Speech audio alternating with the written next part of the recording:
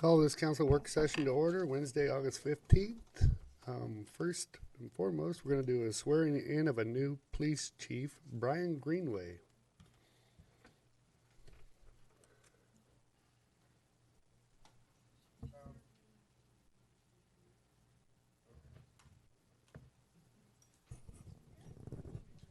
Raise your right hand. I state your name.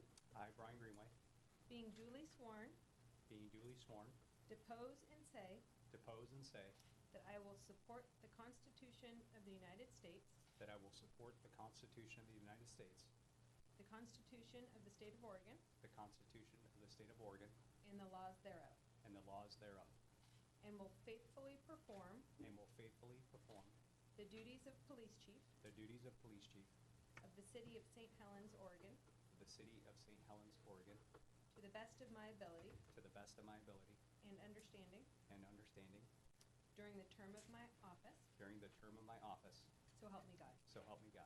Congratulations. Welcome. Boo.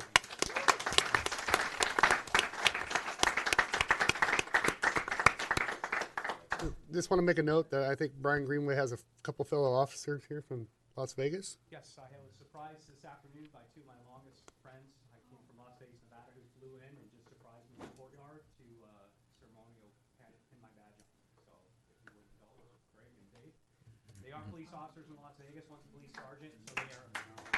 All right. Not to say this, but they work undercover.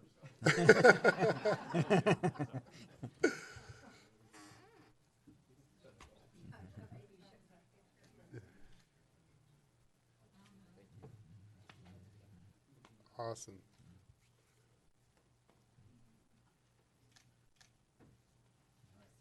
All right.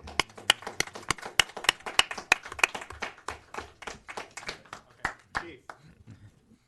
We have to sign the paperwork. Oh, sorry. You got to make it official. Fired on my first day. Really official here. Okay.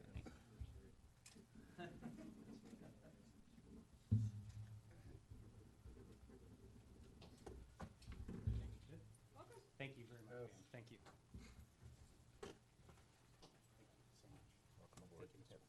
Well, Thank Brian. you. Welcome to our city. Thank you.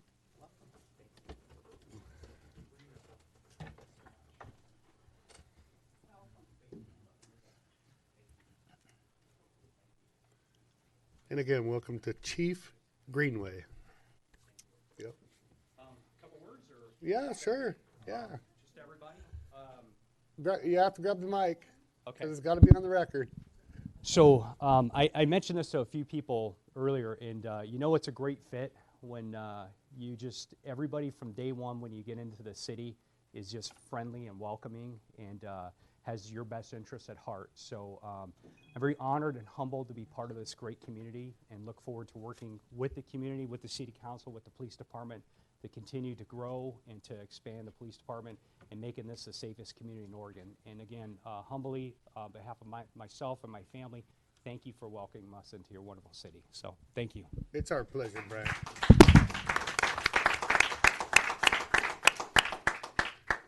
Thank you, gentlemen. Yep. Okay, so now we're going to open it up for visitor comments, and please state your name for the record and limit your talks to 5 minutes. We actually have a timer. So,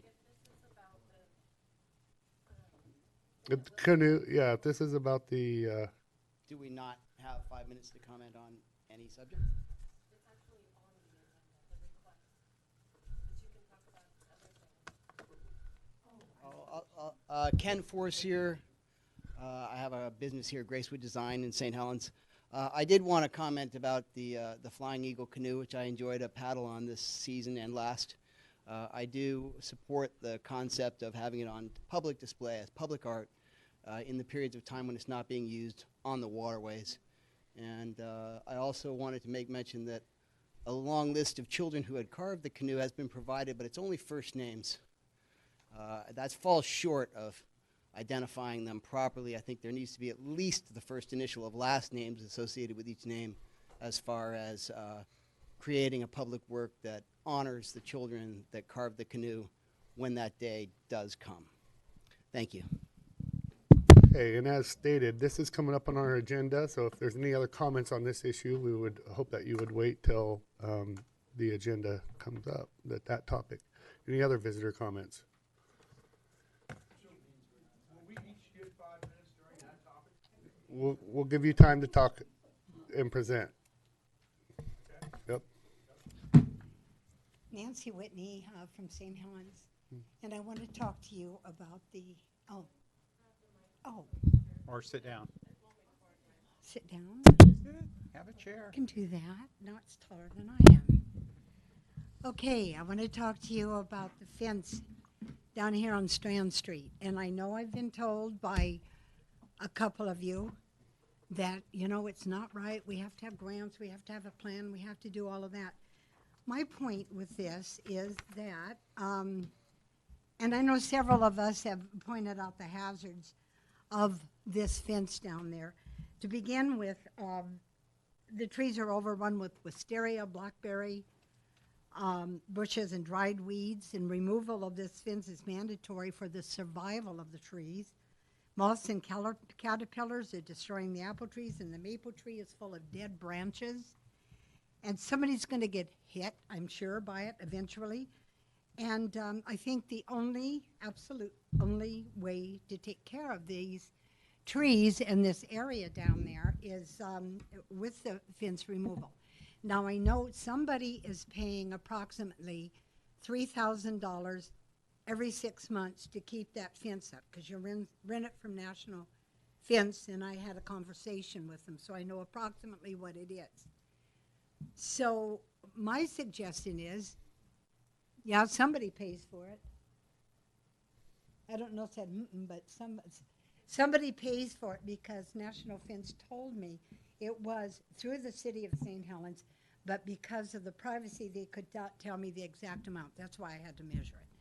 So Nancy, the only fence that's being rented is the one when they do the Fairyland thing that goes across the thing. well, that's bad enough. That's the one that's going right through those trees and everything else.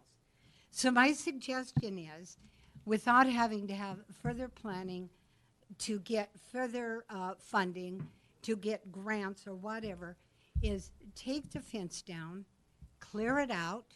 You have a mayor that does a wonderful job on those things. And just put in some cement barriers until you get the situation straightened out where you are going to decide where the parking's going to be. But it's really pathetic when you try to get in, you park down there, and it's hard to park down there anyway. You have to be very cautious getting out.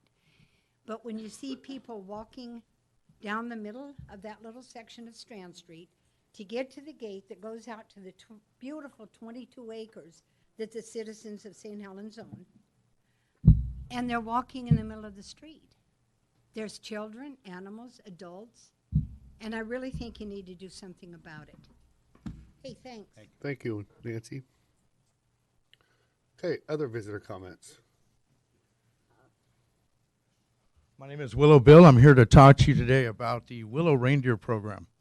I understand you have a smart board right here. Is this correct? No, That's not a smart board? no. Wish it was. Which it was. It's just a Okay. big screen. So 21 years ago, we started doing Willow Reindeer with the children in northern Nevada. It's sponsored by Brian Sandoval the last 4 years, the governor. They call it Willow Reindeer Week. It consumes nearly 45,000 children with their names signed on public artwork that goes for 65 miles up and down Highway 395. Yearly it's put up. Yearly it is then added to. This year we will be at 70 miles with nearly 50,000 children's names signed on it. I will say this, and the reason why I brought this up, especially since we had a couple of cats here from Las Vegas, it is a really cool program in where nobody steals it. Nobody vandalizes it. These pieces of artwork are out there with tape and zip ties. And it's the kids that take care of it. It's the kids that will call me sometimes and say, hey, Willow Bill, the lights are out in this reindeer. Me and my Uncle Rick, we're going to take care of that. That's kind of special. To to be able to see that happen in 4 counties in northern Nevada and know that I got to be a part of that yearly is really special. I just wanted to, I thought that was a smart board and we might be able to show that up there with the time that I had.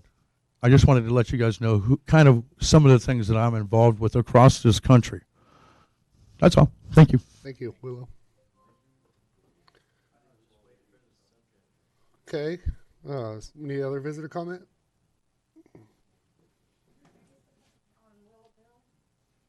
That will be coming up actually in about, probably in about 50 minutes, 40 minutes.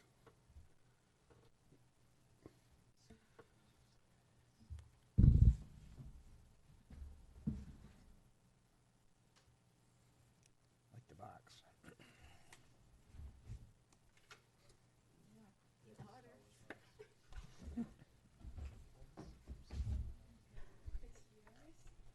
My heavens, thank you. Thank you. Oh, we've been served. Here you go. My name is Kanika Peterson. I'm a process server today, and you have been served. Thank you.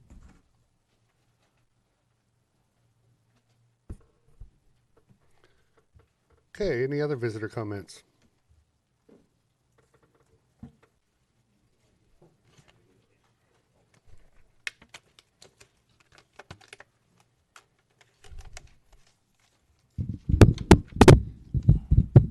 Steve Topaz, St. Helens Street. I have a question for Matt. I've already got time going. That's great. In July 1, 2017, the governor signed House Bill 2950, which gave St. Helens $1,544,500 to redo and update and look at the Veneer property, redevelop the Portland Harbor, mainly by moving sludge and other things from the harbor. The original amount of material to be removed was about 2.5 million cubic yards, could be up to 6 million, but that did not include the river channel for the Willamette River, which added it up to another 5. And since then, they've extended the zone from the Fremont Bridge up to the Willamette Falls, which has doubled that. The question I have is how much of the money have we spent and how much is in reserve? And what have we spent it on? I don't have those numbers right off the top of my head, but I'd be happy to return a comment at this evening's meeting. Okay. Could you tell me whether most of it, any of it, or none of it has been spent? I would rather wait till I have So you're confirmed not all my answering. numbers. Thank you. But I would be happy to get those answers to you by tonight's meeting. I can answer to the extent that that funding didn't, that was a request for funding, it didn't get funded. So there hasn't been. That would be news to us, so. Yeah, yeah.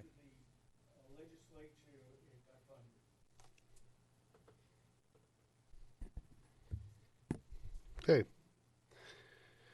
Any other visitor comments?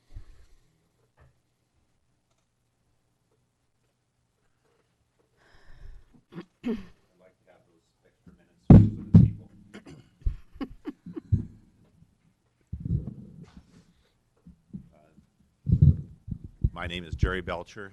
I'm a resident of St. Helens. I'm here at the request of Commissioner Morton. I'm a member of the Parks and Trails Commission, and there's a subcommittee of us of Howie Blumenthal, Carmen Dunn, and Aaron Mann, and we're proposing an urban trail. And we've run into an issue that needs to be resolved. It has to be resolved. In my opinion, we'll never be able to make any urban trails in the city. And I'll get into those problems later. So I'm going to give just kind of a quick overview of what we're doing, and then I'll talk about what the problems is that the city we need to resolve it, and it has to be resolved before we can even move forward on this, on the urban trails, that is. So Jerry, is this something that you're going to need more time with? That maybe I could put you on the agenda for next? No, I'm gonna, I think I can. Okay. All right. Give me Proceed. back my 5 seconds. Okay. I'll try to talk fast. This is published, I think Jen made this. It's called the City of St. Helens Parks and Trails Master Plan. And in the master plan, there's an overview of trails. If I can find those. People probably can't see them, but there's 18 different trails that have been mentioned here in the thing. And we're proposing to, actually 5 of these are, we're going to make a formal proposal, Rick, to you guys. Excuse me, Mr. Mayor? Yes. He's a friend of my daughter's, been around my house lots of times. So, Mr. Mayor, yeah, we're going to make a PowerPoint presentation and make a formal presentation eventually. But before we can do that, we got to resolve these 2 problems. So, we're proposing to make a historic, St. Helens Historic Riverfront District. It's on, I think, trail, and it'll actually have 2 loops in it, kind of like a figure 8. Or you can keep going in a circle. One's the river loop. The other one we're calling the marina loop right now. There are different trail classifications, and I'll try to go through these relatively quickly.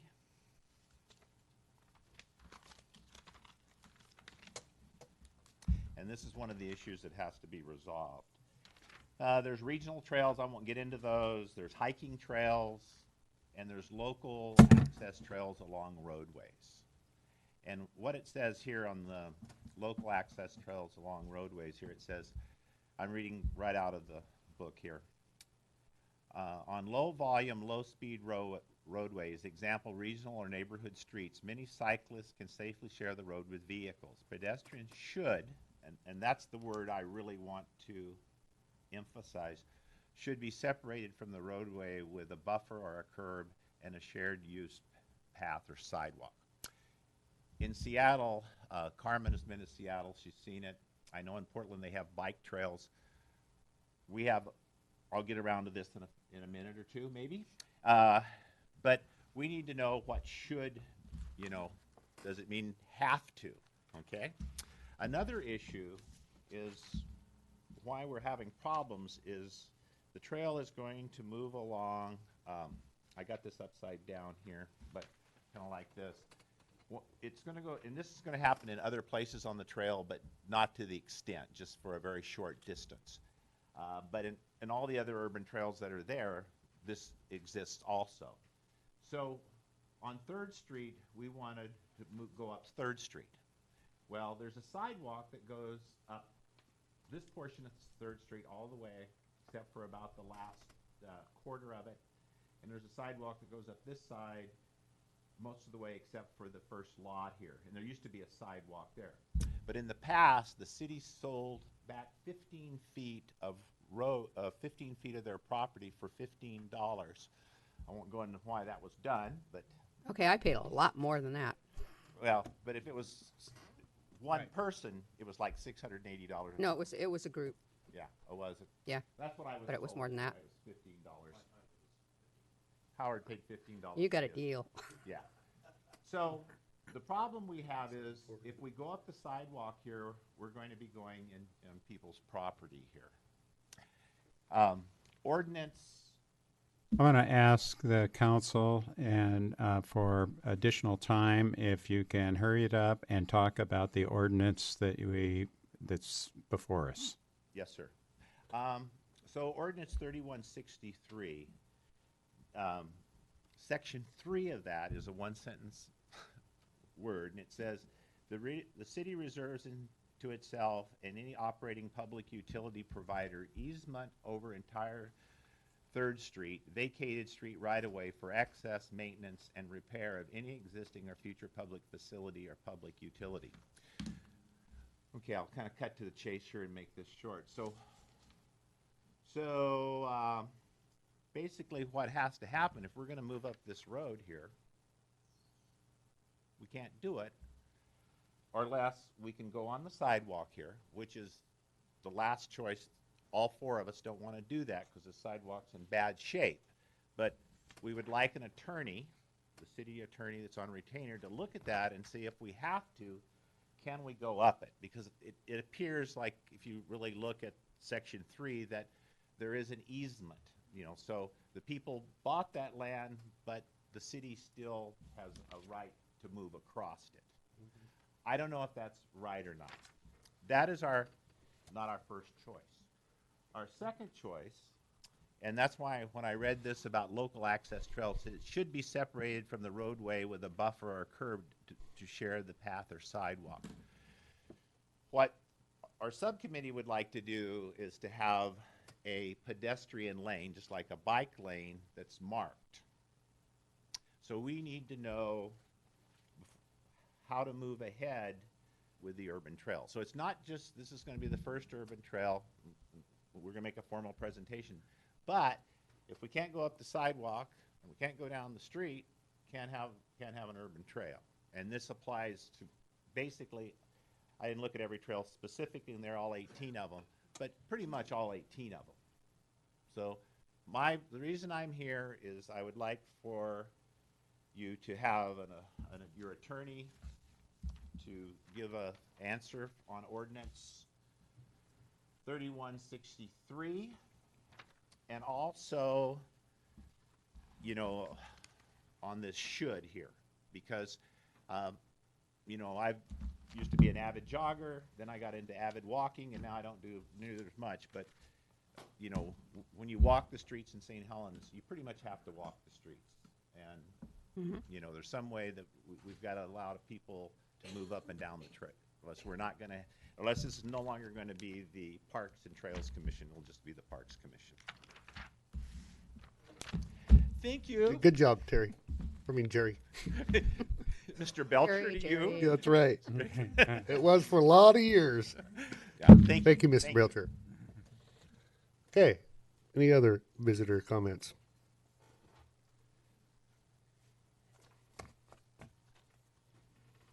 Howard Blumenthal. I just wanted to comment just a hair on what Jerry had to say there. You know, it's been a very confusing time in our neighborhood ever since we did buy that extra 15 feet back, with the different city administrators giving us many different answers on, you know, what's going on.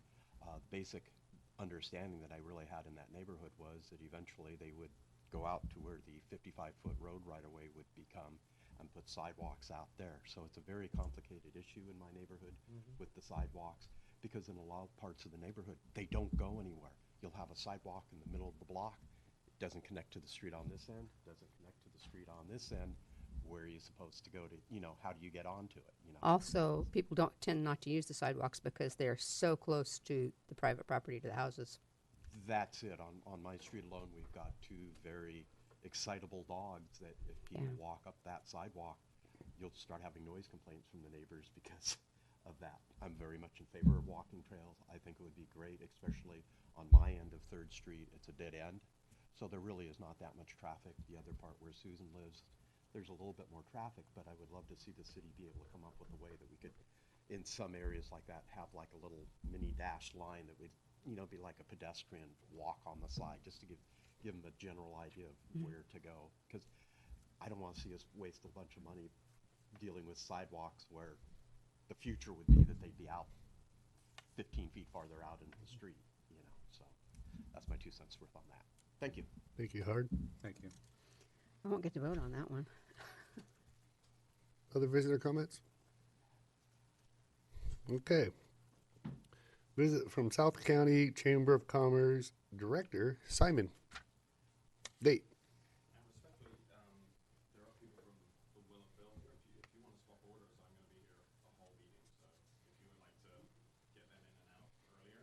Sure.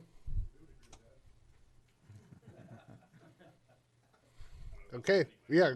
Let's go ahead. And go to Willow Bill. So, Yep. 10 minutes? Appreciate that, Simon. What do you want? 10 minutes. So, for the record, my name is Willow Bill. I've been in and out of this city for a number of times for the last decade and a half. There are a number of people that would like to just say a quick comment that I think that they deserve a moment. Okay. This is the time. Yep. Please come on up and state your name for the record.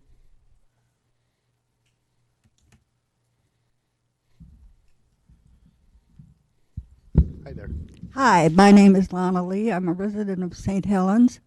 I have my two grandsons, Clayton Lee Willett and Elijah Willett, both worked on making the Flying Eagle, and Clayton had the honor of being a paddler. He helped paddle the Flying Eagle to St. Louis as part of the Lewis and Clark commemorative. He has told me that he left a boy, he was 14. He left a boy and he came back a man. My grandson Eli, when the Flying Eagle was restored by John Ruskin, my grandson, both Clayton and Eli, went over there to work on restoring the Flying Eagle, and they both paddled it on the Mississippi. It was the highlight of their young lives at that point. Thank you. Thank you.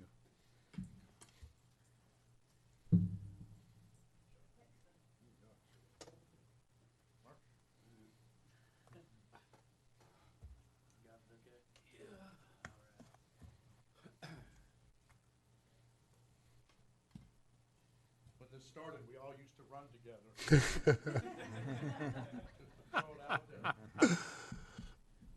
Still Will tripped me one day.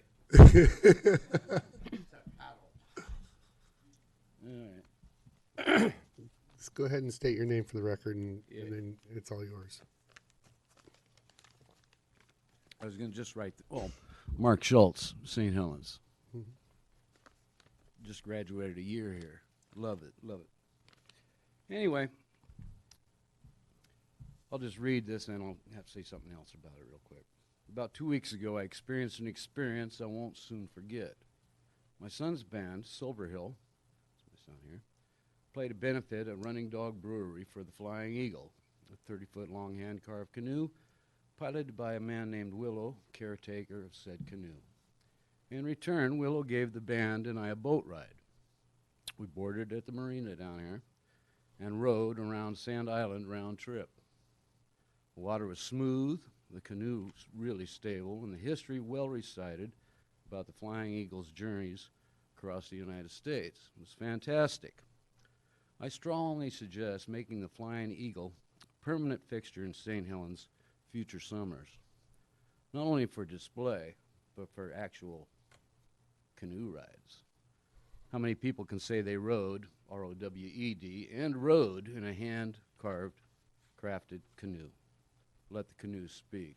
Now, the other point I want to make is I thought about this for a second. I don't know if it's been stated before, but I kind of like envisioned a case down by the waterfront, a sturdy case, you know, it's not going to be vandalized or broken or anything, and make it thick acrylic plastic with some heavy locks on it, whatever, with a plaque saying what this is. People come down all year and look at it, and in the summertime, open that baby up and put her in the water and give everybody the experience I had.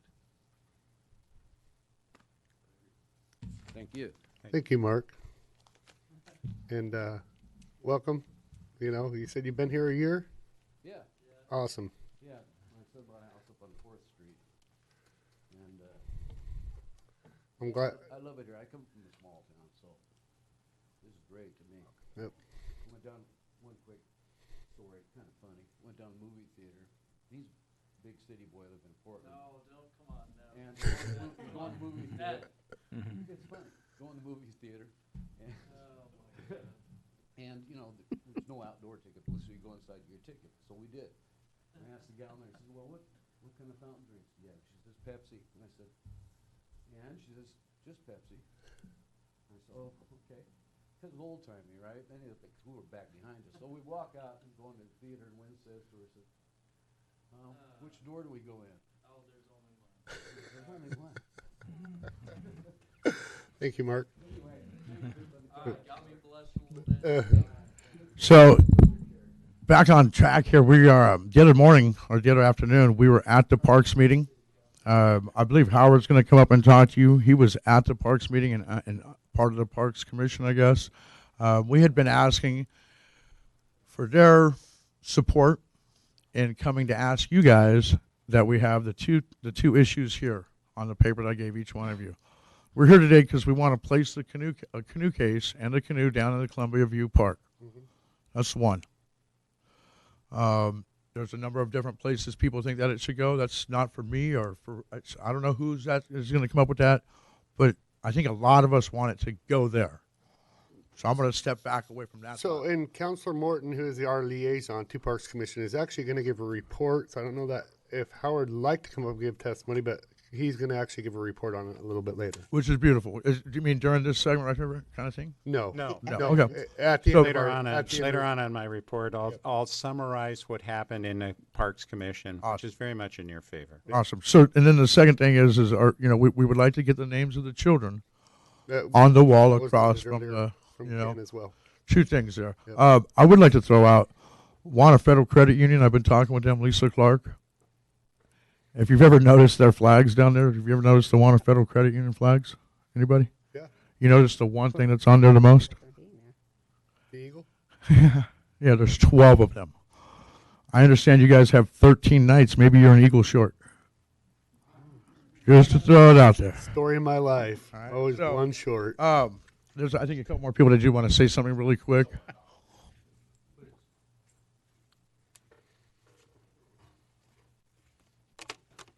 It's Howard Blumenthal again. I've had a couple of occasions to do things with Willow Bill. I've done 2 5-mile sessions in the other dugout canoe that they had, and I helped them do the Flying Eagle, carving some of it and bringing lights down to them and hanging out when the boat was carved. It's a very amazing thing to see when you see it. It makes you have much more appreciation for what Lewis and Clark went through paddling something like that.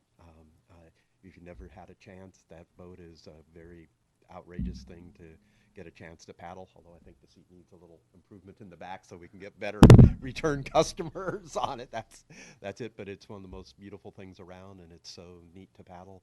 I'd love to see it have a little bit more public exposure, and I hope that we do continue to allow it to go out a couple of times a year or a few times a year to be put on the water, because that's just even more outrageous to see it on the water. And I'll defer to the rest for Doug's report later in the session. Okay. Why not? I'm here.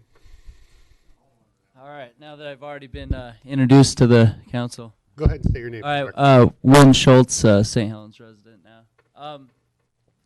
My concern with it would be, maybe on the plaque that's designed or commissioned by an artist, maybe to have a little history of the canoe, just briefly, where it's been, and a little bit more than just the names, maybe a little backstory a little bit. On this up here, you'll see that we got a couple pictures sketched up there. Mm-hmm. Once again, it's not for me to say what pictures, but you could have something during your Halloween thing going on in about 2 months, 6 weeks to 10 weeks.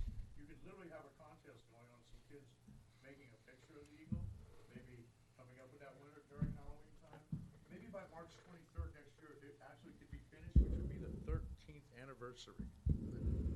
Right? You want me to say that all again? No, I don't like to say all that again.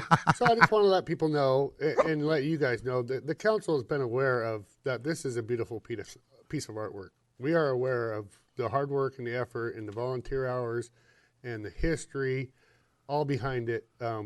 We are aware of that. We've talked about this, not just here. We've talked about it probably throughout the last year, probably at least 4 or 5 times throughout this last year. It's come up in conversation. So it's near and dear to us, too. Okay, so respectfully, Rick, I appreciate those words that you just said. I've also heard this council talk about it for 12 years. Okay. And that's too long. Yep. And it's at the point. Noted. Thank you. Yep. Yep, absolutely. Yep. Okay. Thank you. Okay, now we're going to get a South County Chamber of Commerce Director Simon Date. Simon, who's also the girls' soccer coach. Come on up. Yeah. I just found that out this last 13 nights. That's right. Yes.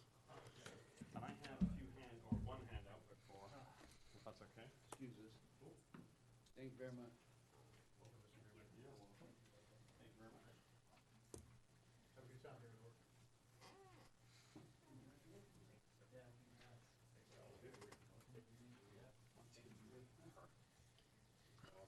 Simon, thank you. We'll share. Do you need one for yourself? No, I don't.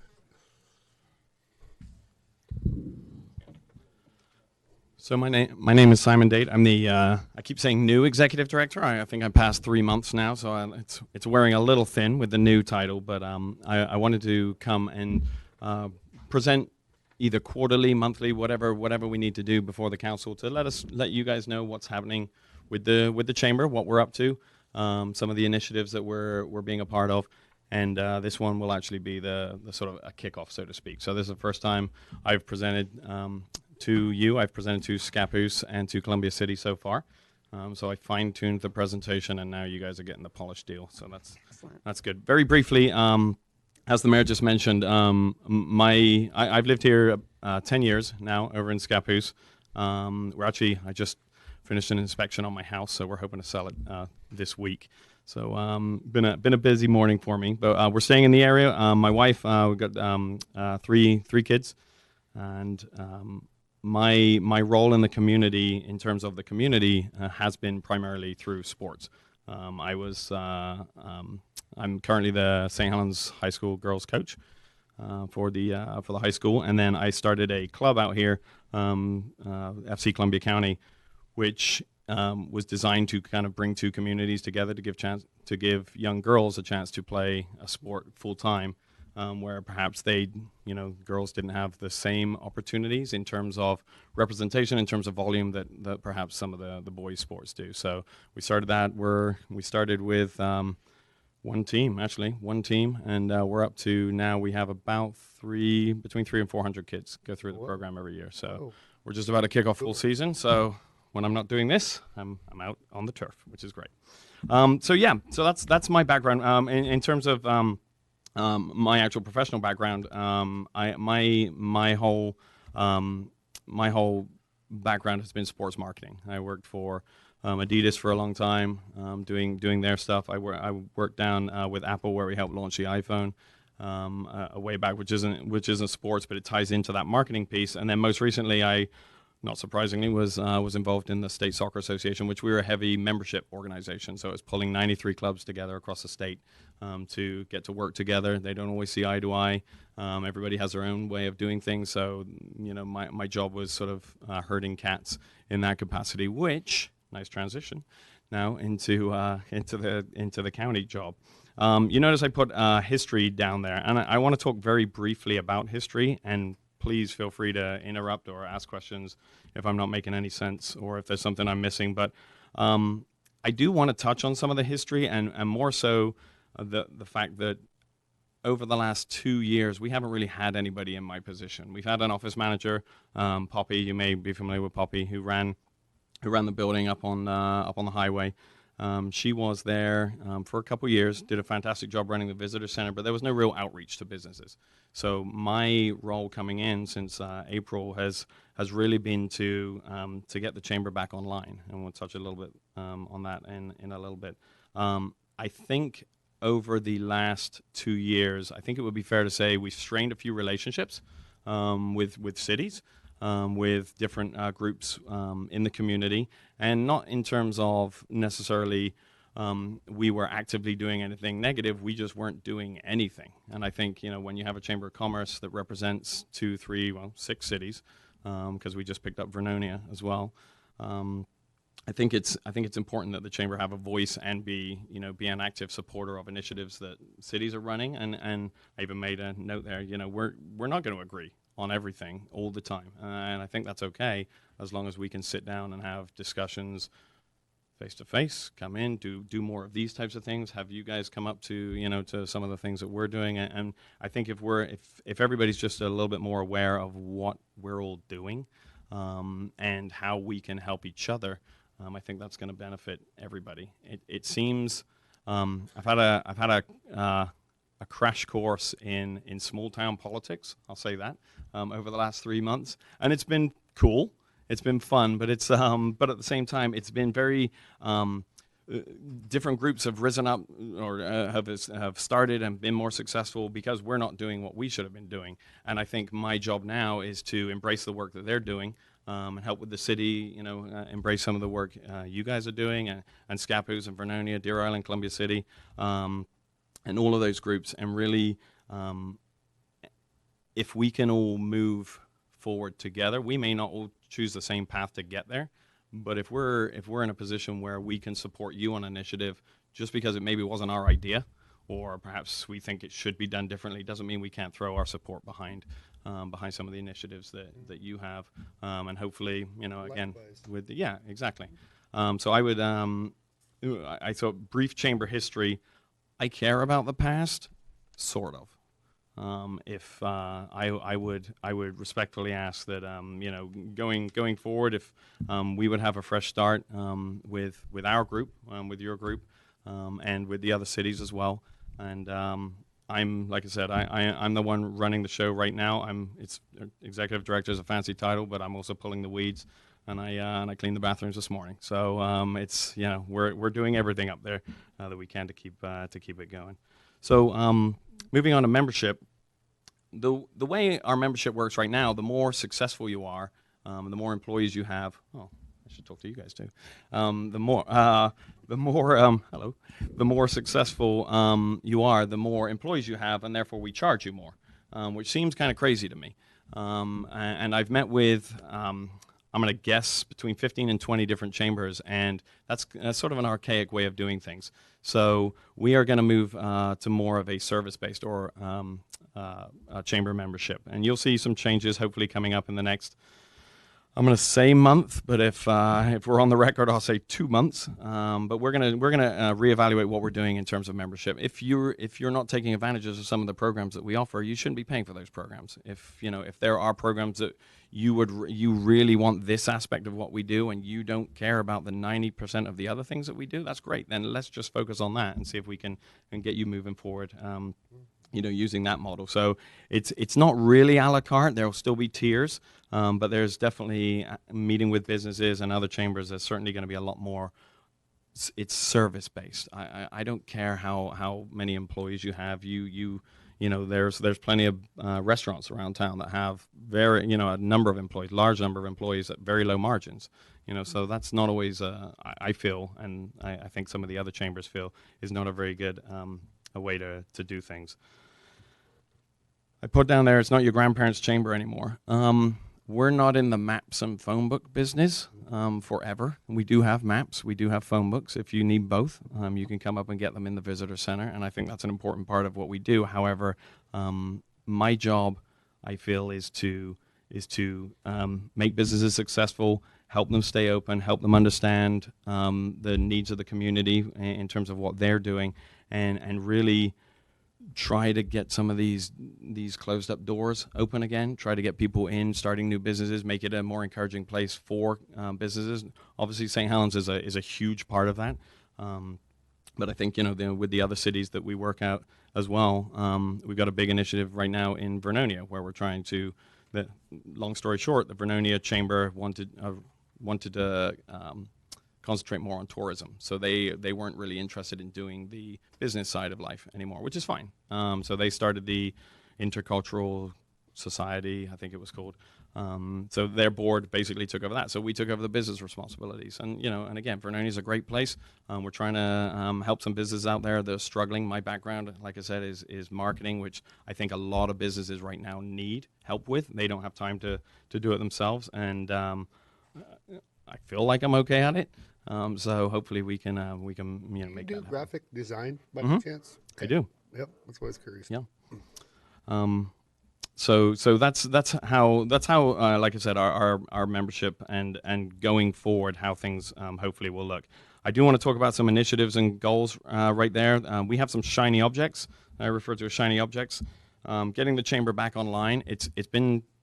It's been nice to hear people say, hey, it's great the chamber's active again and you're doing a great job and the door's open.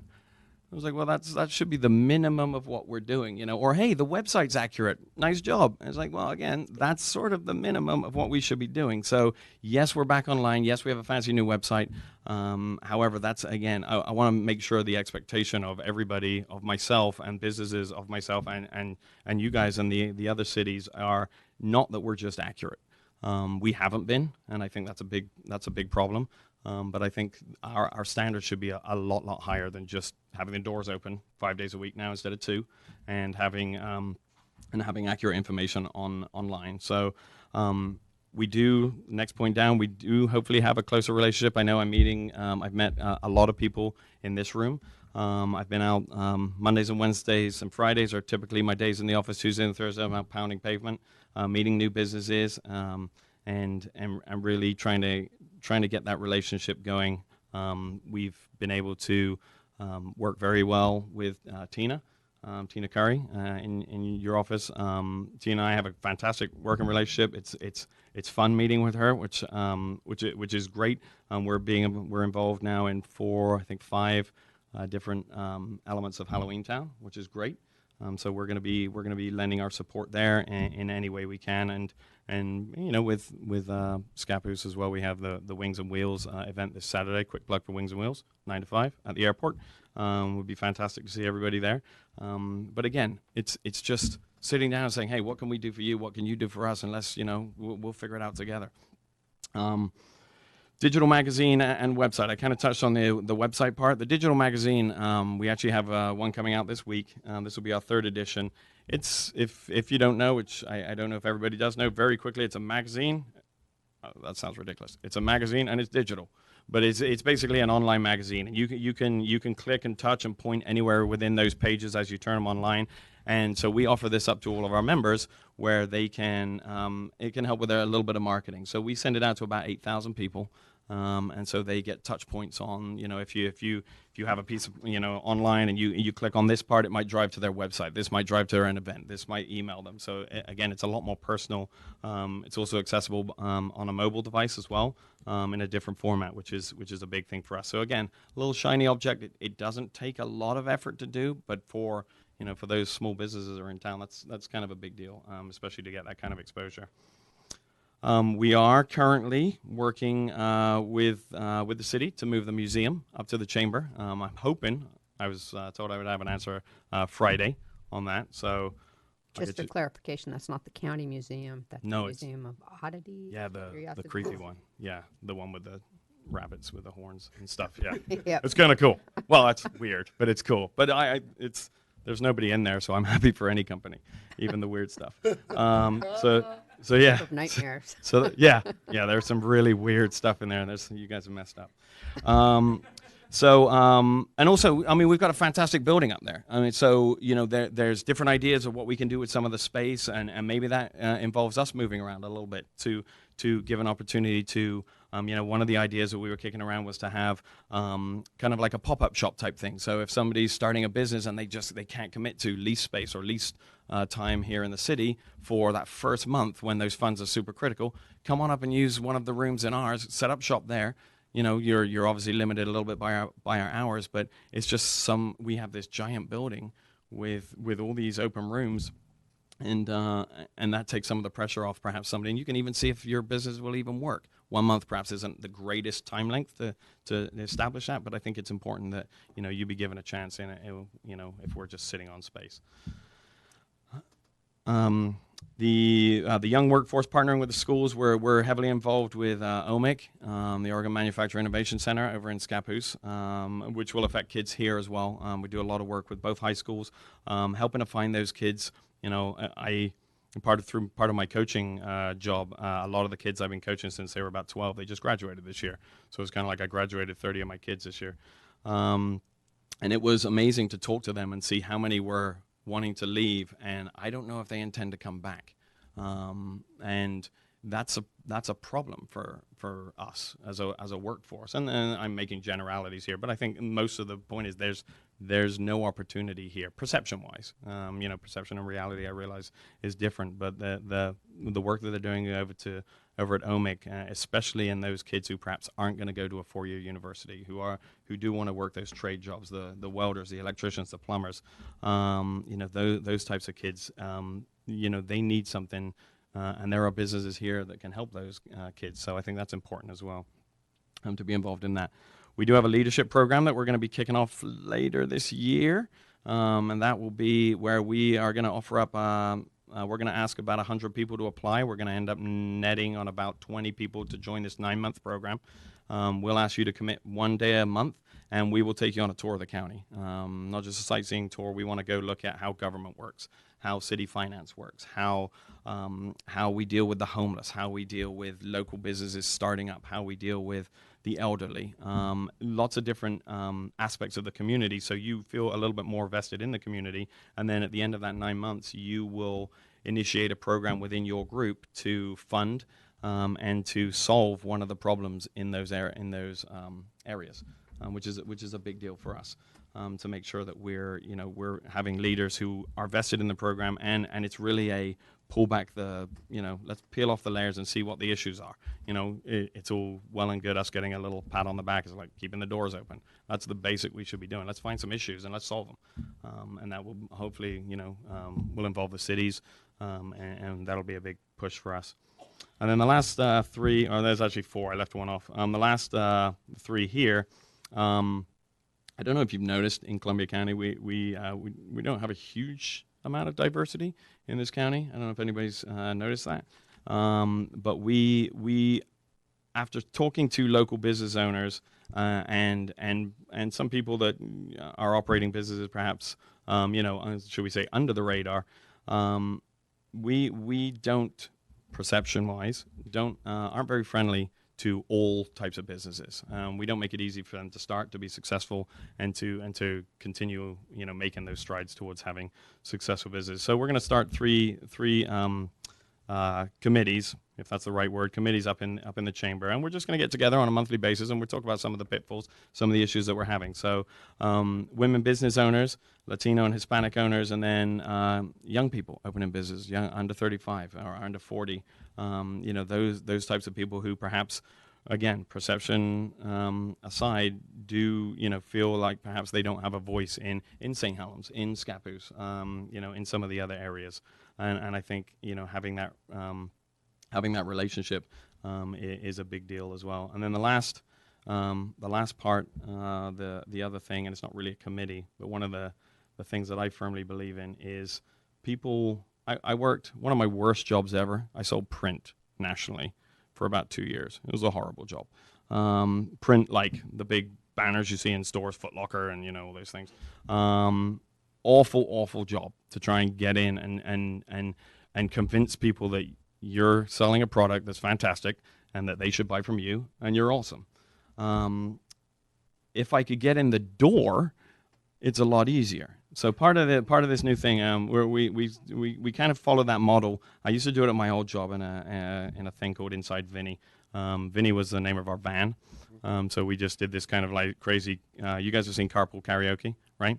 Okay. So there's no singing, but I want the community to know the business owners, to know the people who are running the city, who are in positions that they can influence what's going on, and to give them a voice. And so Chamber Chat is where you get to drive around. I have GoPros and cameras set up all in the car, and we're just going to walk around. We're just going to drive around for 10, 15 minutes, and we're going to talk 5 minutes of work, and then we're going to get to know you, because if you're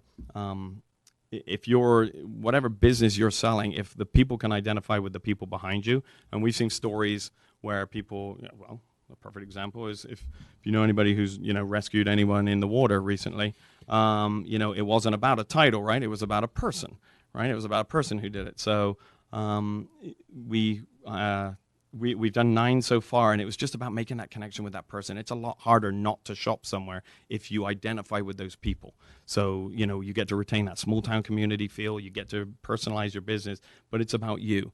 And we have on Friday. Matt will be coming in the car, and we'll be driving around. We've got 9 in the can so far. A couple out online. We've hit CCMH. We've hit Public Health Foundation. We've hit, some of the smaller businesses in town, which you'll see. They're up on our Facebook page and website, so you'll see those. But again, it's that connection between the community and the person behind what they're trying to do. So that's kind of my little spiel in terms of what we're up to. And it's kind of like drinking from a fire hose right now, and trust me, I feel that way. Part of the commitment as well that we've helped to encourage is that now, I don't know if it's for the first time, but we have members of the council on the board. First time. It is the first time? I think Fantastic. so. In a long time. Yeah, so Who was on? It's been like 6 or so years, but there used to be. Was there? Okay. Yeah, prior to you and I, when Phil was here and other people, there were council members. Okay. Yeah. Yeah. Yeah. We've had representation in the past. It's just been a while. for a while. Yeah. Yeah, and so that's what we want. Again, it's if everybody can just move in the same direction together, and and having Susan on the board. I'm sorry, Councillor Collins. What's her name? I'm sorry. Yes, on the board, on our board, which is up to 7 people now, up from 3 when I started. So yeah, it feels good. It feels like we've got a little bit of a fresh start going. I would love to come back and update you guys whenever you see is appropriate, quarterly, or whenever. But yeah, I appreciate your time and listen to me drone on here. Yeah, I really like the tier level that you're talking about offering. That kind of jumped out at me because not everybody can afford maybe the upper tier. Yeah, it's like $500. And then with meeting with the 3 groups, if you find something there that we can help out as a city or that we are not looking at correctly, please feel free to approach us, because and we're here willing to build a relationship. Relationships are work. It's a give and absolutely, take. for sure. Doesn't matter what relationship I'm in. It's always a give and take. So just know that we're here. Yeah, that's fantastic. I'd like to back up Thank on you. that Yeah. and make certain in membership that all of our businesses are somehow included in the chamber. That would be very meaningful to the council here, that somehow all of them. And I don't know and you mentioned the tier level. I don't know where that would be on the tier. I would imagine it would just be a membership of some sort. But I think that that's very important to get everyone, all our entire business community involved in the chamber. And then a second thing is that the building is one of the most visible icons as you drive by Highway 30 of what St. Helens is. And I've had a few phone calls about drapey old banners that are molding and whatever hanging on the side of the building. What is that? And I said, well, take your concerns to the chamber, because that doesn't have a reflection on our city. Well, it does have a reflection on our city. So whatever we can do to help clean that building up, I think the council would be very involved in going that direction. We talked So, about but potentially. thank you. This is exciting for you. Yeah, we talked about maybe later this year coming to talk to the city about maybe a shared electronic billboard up there. Got plenty of roof space as well. So yeah. Simon, were you just hired when the paint? Did you start the paint project up there? No. That was not too long ago. No, I think I was early. About 6 months, right? Natasha, yeah. Natasha and a whole different group. That was all volunteer led. Yeah. Yep. We're trying to keep it as bland as possible up there. It's good. I had a question and a comment. Yeah. Question is I saw somebody put a post out there that you needed volunteers for Wings and Wheels, and I wonder if that was still the case. Yes, absolutely. And what kind of jobs those might be?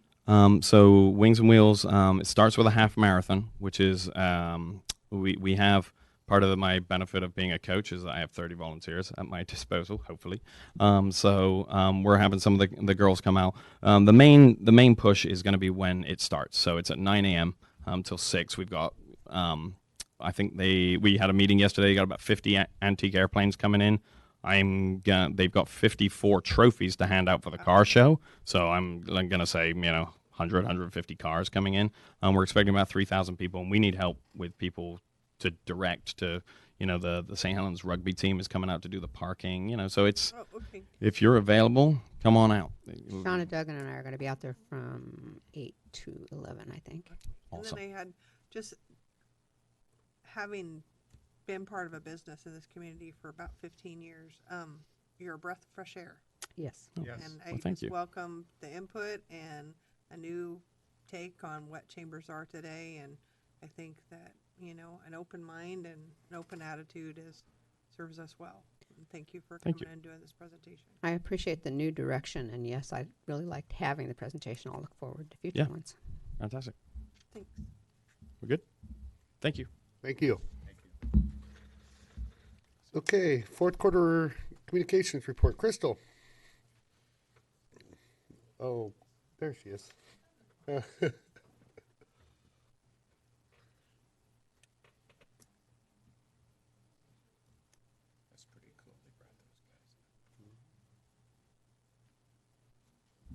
going to keep this very brief. Okay. You can go over the stats on your own if you would like. I would like to point out that because this report covers the end of the fiscal year, which went from April to June of 2018, I did put in there this time some stats that you can look at from fiscal year 11-12 forward if you want to compare over the years what we've been doing to what we're currently doing. Yep.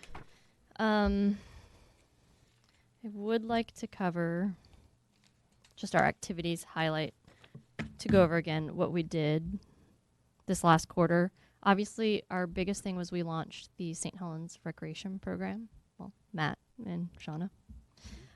So a lot of time was spent promoting that, working on the rec guide, going to events and getting pictures so that we can have them for the fall guide and to advertise in the future. Mm-hmm. We had our, I believe, 4th annual Reserve Academy. So we started with, I think, 6 or 7 reserves and ended up graduating 5, 2 of which were St. Helens, 3 from Scappoose, but the St. Helens PD headed that up, and they do each year. So I attended many, many night reserve academies and got good video and photos to use for future promotion. We also had our annual CERT training, which is the Community Emergency Response Team that's led between Columbia River Fire and Rescue and St. Helens Police Department. They graduated this spring. The library had their Columbia County Reads, which is a Columbia County public library effort.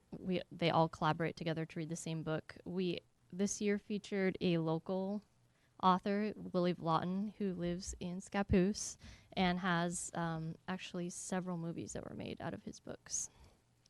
The St. Helens Police Department, as all of you probably remember, had a winter campaign that on social media that featured the arrest of the Abominable Snowman and Officer Claus, who went out in the community and highlighted a bunch of services.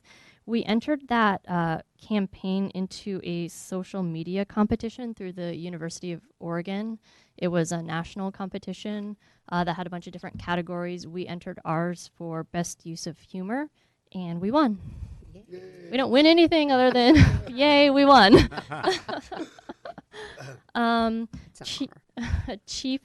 It is because our competition for the finalists was Lawrence, Kansas Police Department, and their Twitter account is amazing. So you should go look at it sometime. But it actually is quite an honor that we won that. Chief Moss received the Oregon Association Chiefs of Police Youth Engagement Award in the spring, so we went to that.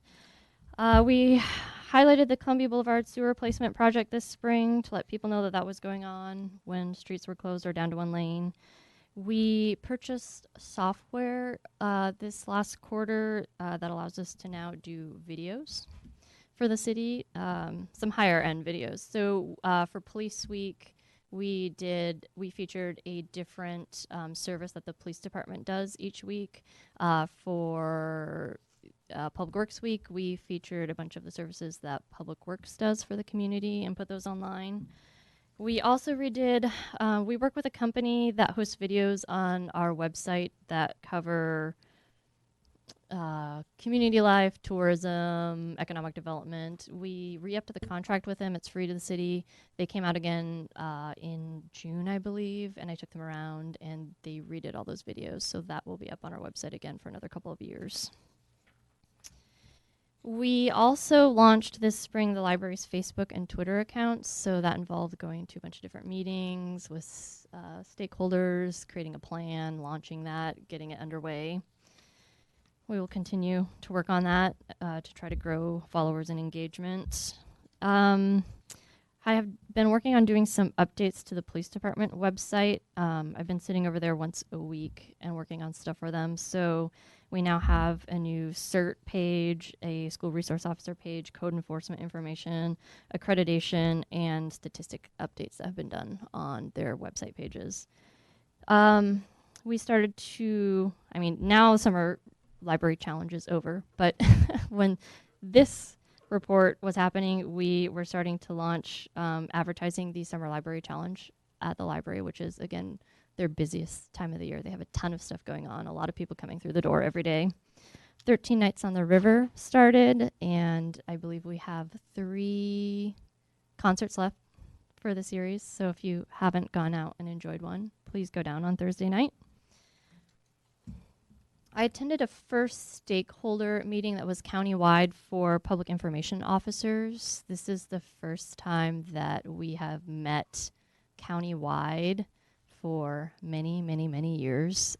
Karen Kane at the county is heading that up, so we hope to meet again probably quarterly to have meetings to try to create more cohesive messaging and just get to know each other so that in the event of an emergency, all the PIOs around the county know each other and are familiar with what we all do. And then obviously we had 4th of July, so we were promoting that, and we've had many, many job openings recently that we've been advertising. Good job. Does anybody have any questions? Well done. Comments? Thank you. Susan? No? No. Okay. No. Thank you, Crystal. Obviously, no questions because you're doing a good job. Yeah. Keep up the good work. Kudos, though. Yep. Lots of kudos. Yep. Okay, review parks capital improvements projects list. Matt. Thank you, Mayor Scholl. In your packet, you will see a 4-page kind of list and report that you can follow along here. This list came about after the Budget Committee and you as the City Council approved the budget for this year, which included a reinvestment of $500,000 into our local parks. So we started a small little staff group meeting that included myself, Neil Shepard, Sue Nelson from Public Works, Thad Hoke from the Parks Department, and Jenny Dimshow, who did the 2015 Parks Master Plan. So what we did as staff was put all of those projects onto a list and then discuss them at length about what projects are really needed right now, what priority were they given in the master plan, does that priority change given that it's, now several years later. And so we started discussions about what projects we were going to try and do with this $500,000 to improve our community and kind of reinvest in those parks that for the better part of many years have been neglected due to budget cuts and many other outside factors. So we met with the Parks Commission on Monday, showed them this final list with the estimated projects and costs that we're hoping to complete in the next couple of years. The Commission approved that list, and that is why it is here in front of you tonight to review and give any comments and thoughts to the list that you see in front of you. The first couple pages are all of the projects listed by park, along with a rough estimate of how much each of those projects would cost. They were given a level of 1, 2, and 3, 1 being the most needed, then 3, and then there were a couple that were either removed or placed on futures, and we'll come to that as we get going into the discussion and projects list to see I have a question. what needs to be added or any items that were removed from this list that need to be back on the list or anything like that. You had a question? Why was the adaptive swing removed from Godfrey Park?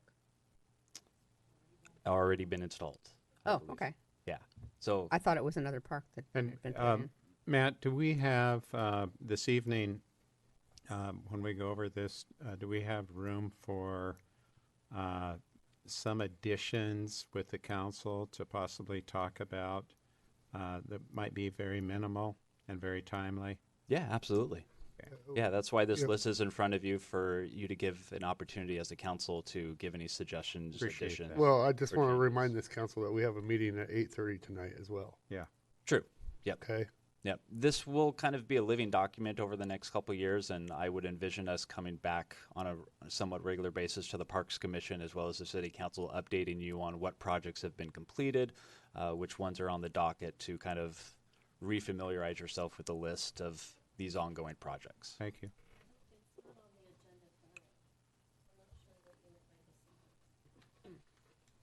Oh.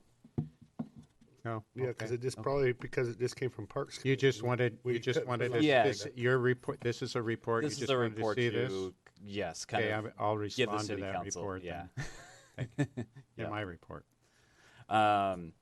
So the last 2 pages are kind of an outline of this current year and fiscal year 18-19 and the projects that we have outlined that we would like to try and complete. It's pretty self-explanatory. The green marks when we're going to begin projects, estimated time we begin, and then the X at the end with when we hope to have those projects completed.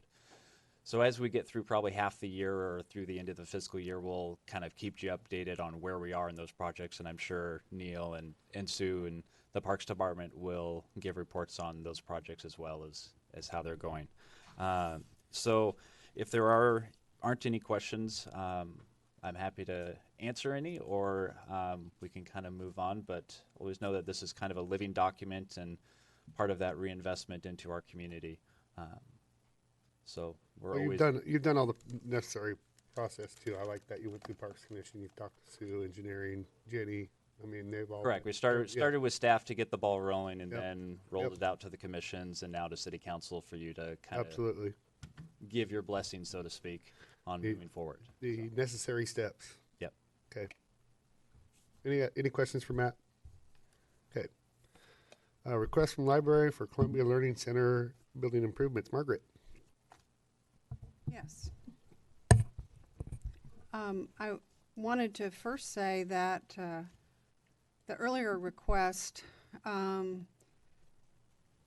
I made for funds to paint the Columbia Center are almost, the project is almost at completion. If you haven't been by the Columbia Center recently, I would encourage you to go. It's not quite complete. The painting is not quite complete, and if you didn't know that it was being painted from a distance, you might not realize that it had, because we utilized the same colors for the body and the trim.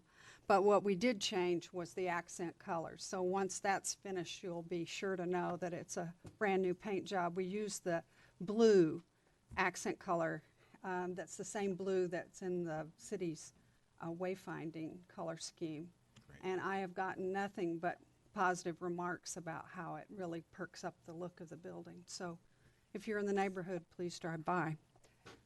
As a part of the continued work to do maintenance and provide other sorts of upgrades to the building, I've outlined here a total of $15,580 worth of projects that are associated with one-time improvements or infrequent needs for the building that are distinct from routine maintenance. In the course of doing the painting of the building, it was identified that there were wooden doors in the courtyard that had not been included in any kind of maintenance. And they had all been damaged with weather, and so the first item is to include that in the painting job, as well as doing staining of the entry stairs. There are 5 sets of stairs. There's also interior lighting projects, security cameras. Primarily, the need was identified on the exterior of the building when we had the need for security cameras, particularly on the dock. And also the sidewalk that we have going from the exit door, and a 5-year sprinkler inspection that needs to be done, and remediation that was identified in our annual sprinkler test. So those are the items that are in that. And ordinarily, we have our facility maintenance fund that, our facility maintenance budget line item that is for routine things, but these really are outside of our normal routine maintenance. Okay. Are there any questions? Stuff has got to be maintained. I mean, that's just wear and tear. Well, the building's, I think, 22 years old. Mm-hmm. It's done very well, but it's heavily used. In fact, we put in new patron counters in the building in late January. And previously, we've only counted the volume of people coming into the actual library. But we have since added counters on the 2 exterior doors. And we have an additional 1,800 people per month coming just into the building that don't enter the library. So the meeting rooms, the lobby, the restrooms, and the tenants at the other end of the building are adding 1,800 people a month to the traffic that we weren't monitoring before. So it is heavily used. Okay. No questions? All right. Yes, I'm asking for approval of those expenditures from the major maintenance fund. The library has a designated fund.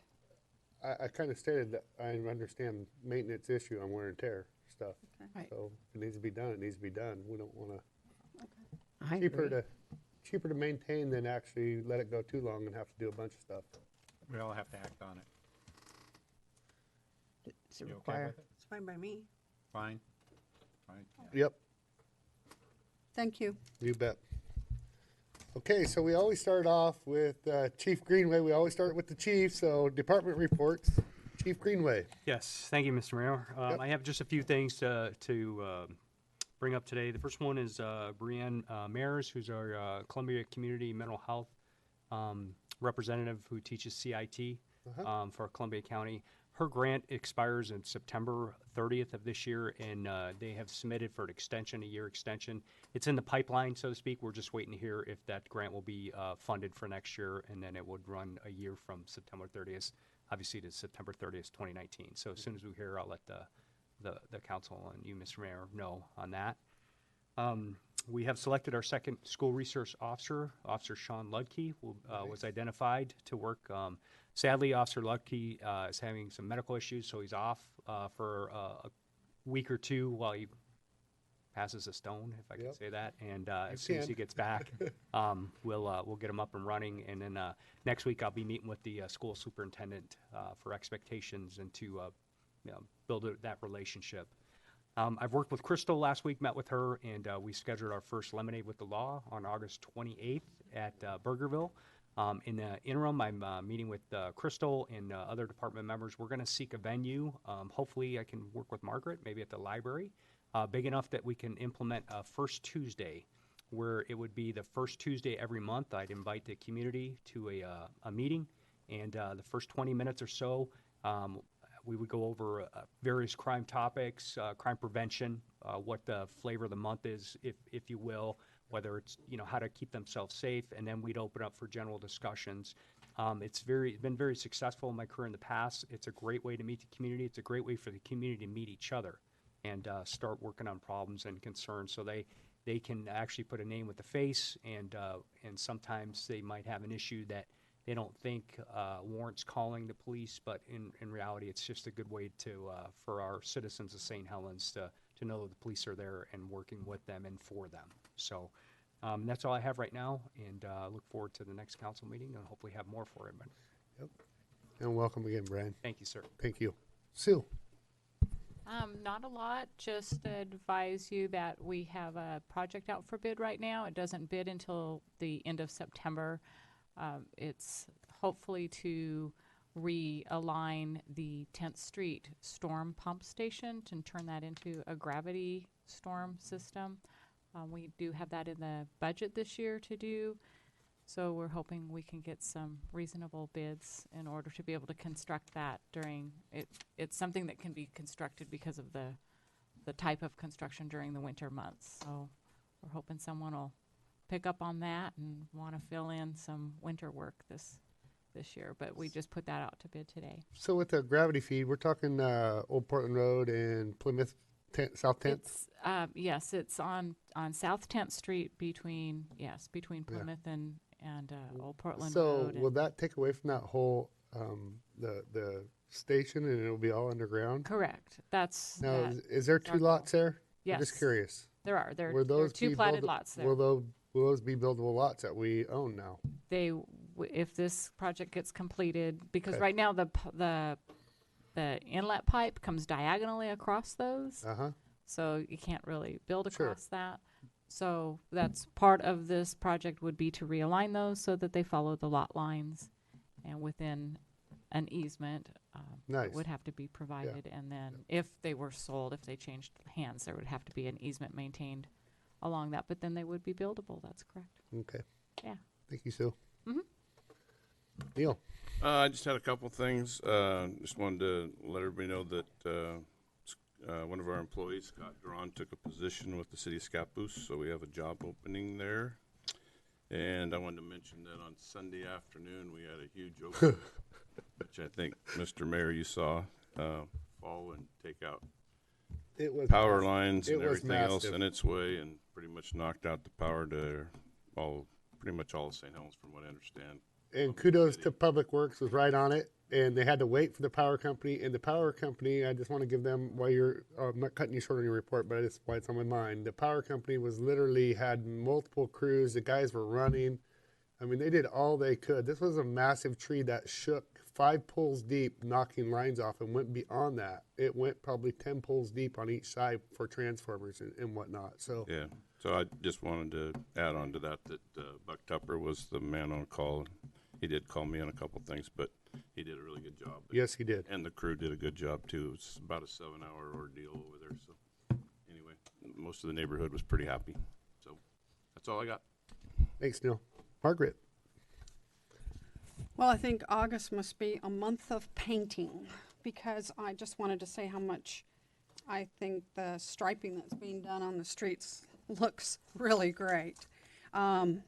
In addition to the library, the Columbia Center being painted, we also have the Arts and Cultural Commission project, which was a joint effort with 4-H to paint the mural over there by the old school. So if you haven't seen that, drive through the parking lot. I think the thing that's remarkable about that project is as much how it was organized and executed. Lisa Brooke, who you met earlier this year, is one of the newest Arts and Cultural Commissioners, and she organized a group of teenagers to go into Portland and get toured around Portland to see mural projects around Portland. They visited Michael Curry. They learned all about the process of making a mural. They had ladder safety training. I mean, she thought of everything. And so I think when you look at that mural, I hope that the community will appreciate not just the finished product, but what the process that all those teenagers learned. I'm hoping that some of those same teenagers will take part in a project that's in the newest, that's going to come out in the newest recreation catalog, and that is to revamp the library book drops. Now that our building is painted, our book drops look very shabby. And right now on our Facebook page is a link to a survey, online survey, as well as paper ballots that we have in the library to allow you to vote for your top 5 favorite children's books and teen and adult books. And we're going to have our book drops painted with a literary theme using those survey results. So Apparently, the response is already pretty brisk, so you need to get your vote in.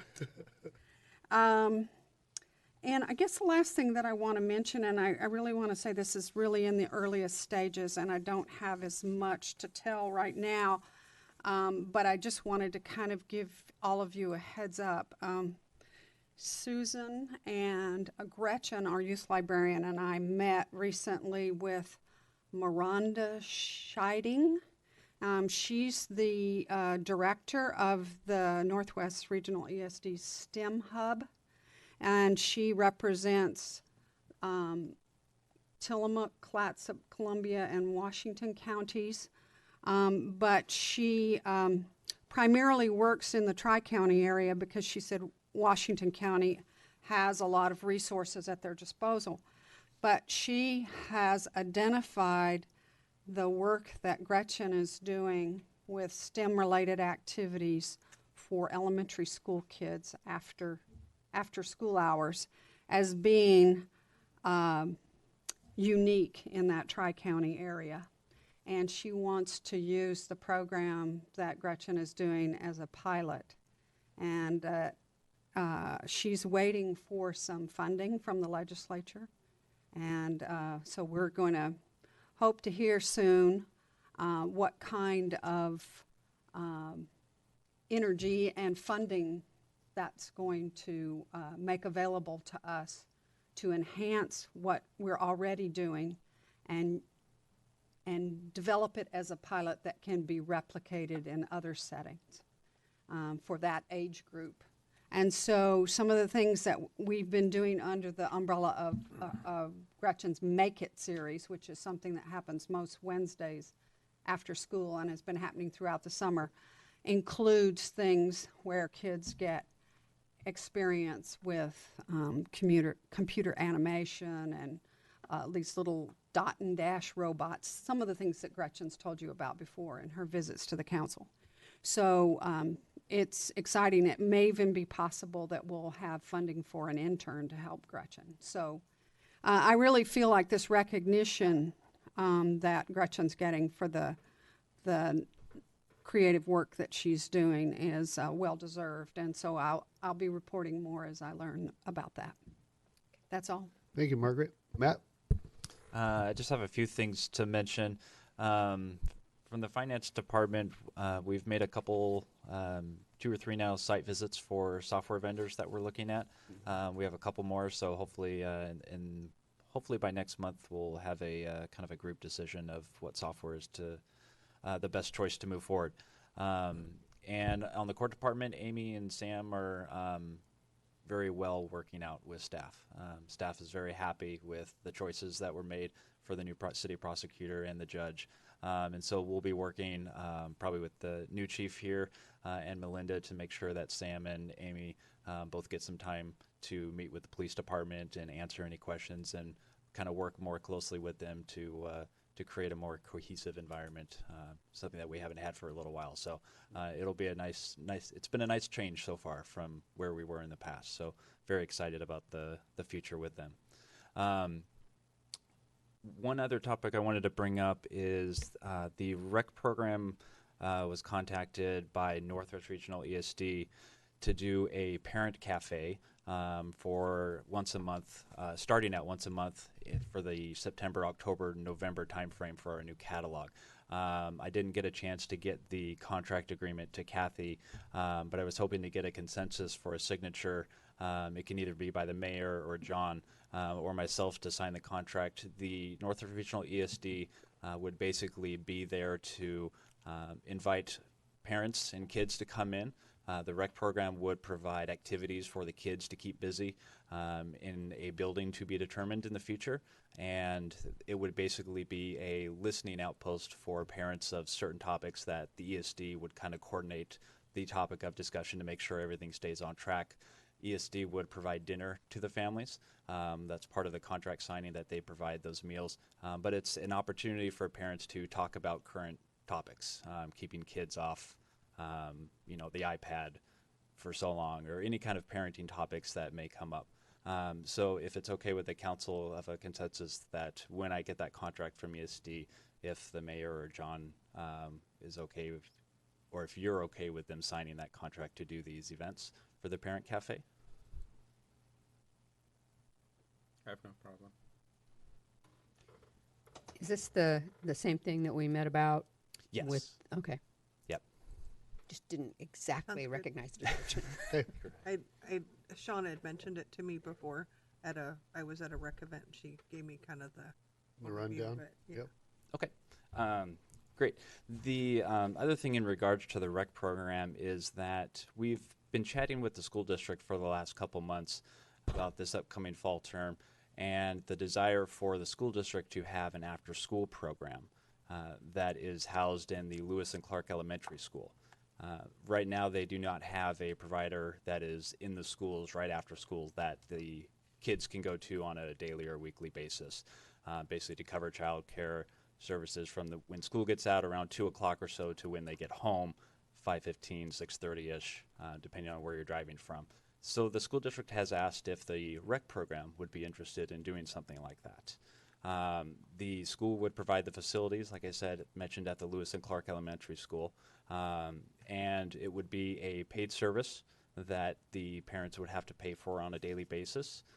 We've kind of come up with a range of prices depending on how long your kid wants to go, whether it's 3 days or 5 days a week or anything like that.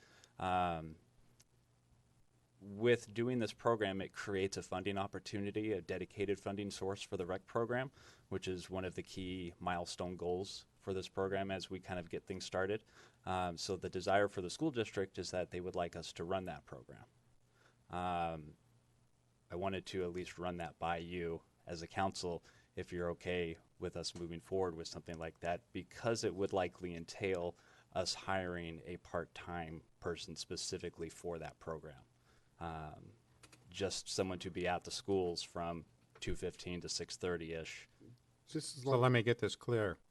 We will hire a part-time personnel, and the school district has offered to pay for it. Is that correct? The school district is offered to pay for offered the facilities for use. And we people would will still be paying for the after There lies a caveat. Okay, so we hire the person, okay, and where's the money coming from, and is it dedicated prior to hiring? Is all those arrangements in order? The parents whose children are enrolled will be paying a fee for that enrollment. Correct. It would be roughly on a 30,000-foot level. A parent would pay for a child to stay from 2:15 to 6:30 or so, roughly $20 a day. So that all of those funds would go toward the rec program to help pay for that rec assistant and also fund the recreation program. Because we don't have to pay for a facility, and the ratios for the age group that we would be providing for is kindergarten through 6th grade. Yeah. So the ratio for having a adult supervision there to kids is about 15-1 legally. We would like to keep it around 10-1. We don't know how many registrants kiddos we're going to have in the program. Right. So depending on when those registration goes out, how many students and parents actually sign up for that, that would determine if we would hire one or have additional rec assistants that we've already hired that could assist in that position. But all the funds would go toward the rec program. So you'll get the sign-ups and the pledges before you hire? That is correct. Okay. Yes, we did talk with Chris Iverson. He had no issues with the city providing it because it's on the school grounds. The school is just confirming with their attorneys that everything is fine on their end as far as a liability issue or anything like that. That's going to be my question is I would definitely want some type of an agreement written up that the school is going to continue to provide the facility, because I can see this being successful, and then all of a sudden, who knows what happens, and if there's nothing written. Correct. In stone. They actually want to see it. No, but I mean, it really needs to go to their board as well. I think this is a mutual board type deal, or their board chair and I have both been Scott involved has in all the actually talked to a conversations. couple of the board members, and the thought process was that we would create an additional IGA between the school district and the city that we would all agree to begin this program. That's my only. That was my only thing right there. There's been someone from their board and from our board involved all the way through. Yep, Susan's been involved in the meetings that we've had. And with insurance, is the school district liable, or is are we liable if something happens to a child while they are in that program? From my understanding, when talking with Chris Iverson, is that the school would be liable. Okay. So potentially we could have a part-time senior who gets out early because they have that 7th period open. It could be part-time student, right? I mean, it really could. Or not part-time, but Well, they certainly need to be certified. yes, they do. Yeah, so that's the caveat that we're trying to figure out here. And Scott is in talks with the state because there was some kind of a mandate or statute that was passed in the recent past that was stating that it doesn't have to be a license. If the school district is running an after-school program, they do not have to have a licensed person supervising the kids. It's not the same If it's thing an as outside daycare provider, in their then home. they do. Yeah, So he is working with the state to trying to figure Gotcha. out to make sure if this IGA between the school and the city would still qualify as we would not need a licensed person. We would still obviously need an adult to overlook that can supervise additional rec assistants if we needed them for the parent or for the kid ratio that I was talking about earlier, the 10-to-1, 15-to-1. And the school district is hoping that this program's going to expand so that it exists at each of the schools. I don't know whether it will reach that point or whether it's practical to do that, but that's their hope. Yeah, the idea is to at least start it at Lewis and Clark, work out all the kinks, see how it is successful or not, and then if it is, we can potentially grow that program. Okay. So the last thing I want to talk about briefly is just your 5 minutes is up. I a long know. time I ago. haven't started the timer yet. See, this is why I control it, right? Is that the rec program is become pretty successful just in the first few months. With the idea of this after-school program and some of the other activities programs, the recent addition of the Farah building that has been taken over, we've been starting to get quotes for things that have to get done, things that we would like to get done to use it as a somewhat of a community center, rec center, what have you. And we're currently looking at a couple grants, one that Jenny worked on and applied for yesterday, and then we're working on a couple other ones to help with that some of that funding for doing those capital improvements that are needed.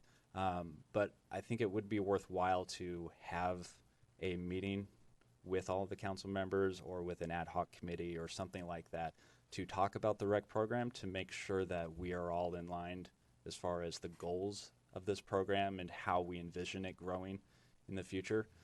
My fear is that it grows so big and there's so much going on that we all have our own ideas about where we should be in this process and how it grows and how it gets developed into the city.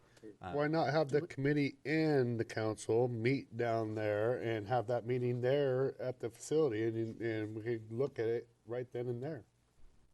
Maybe both. If you we're know? talking about the rec program, do we Yeah. want to have a joint meeting with the school board too?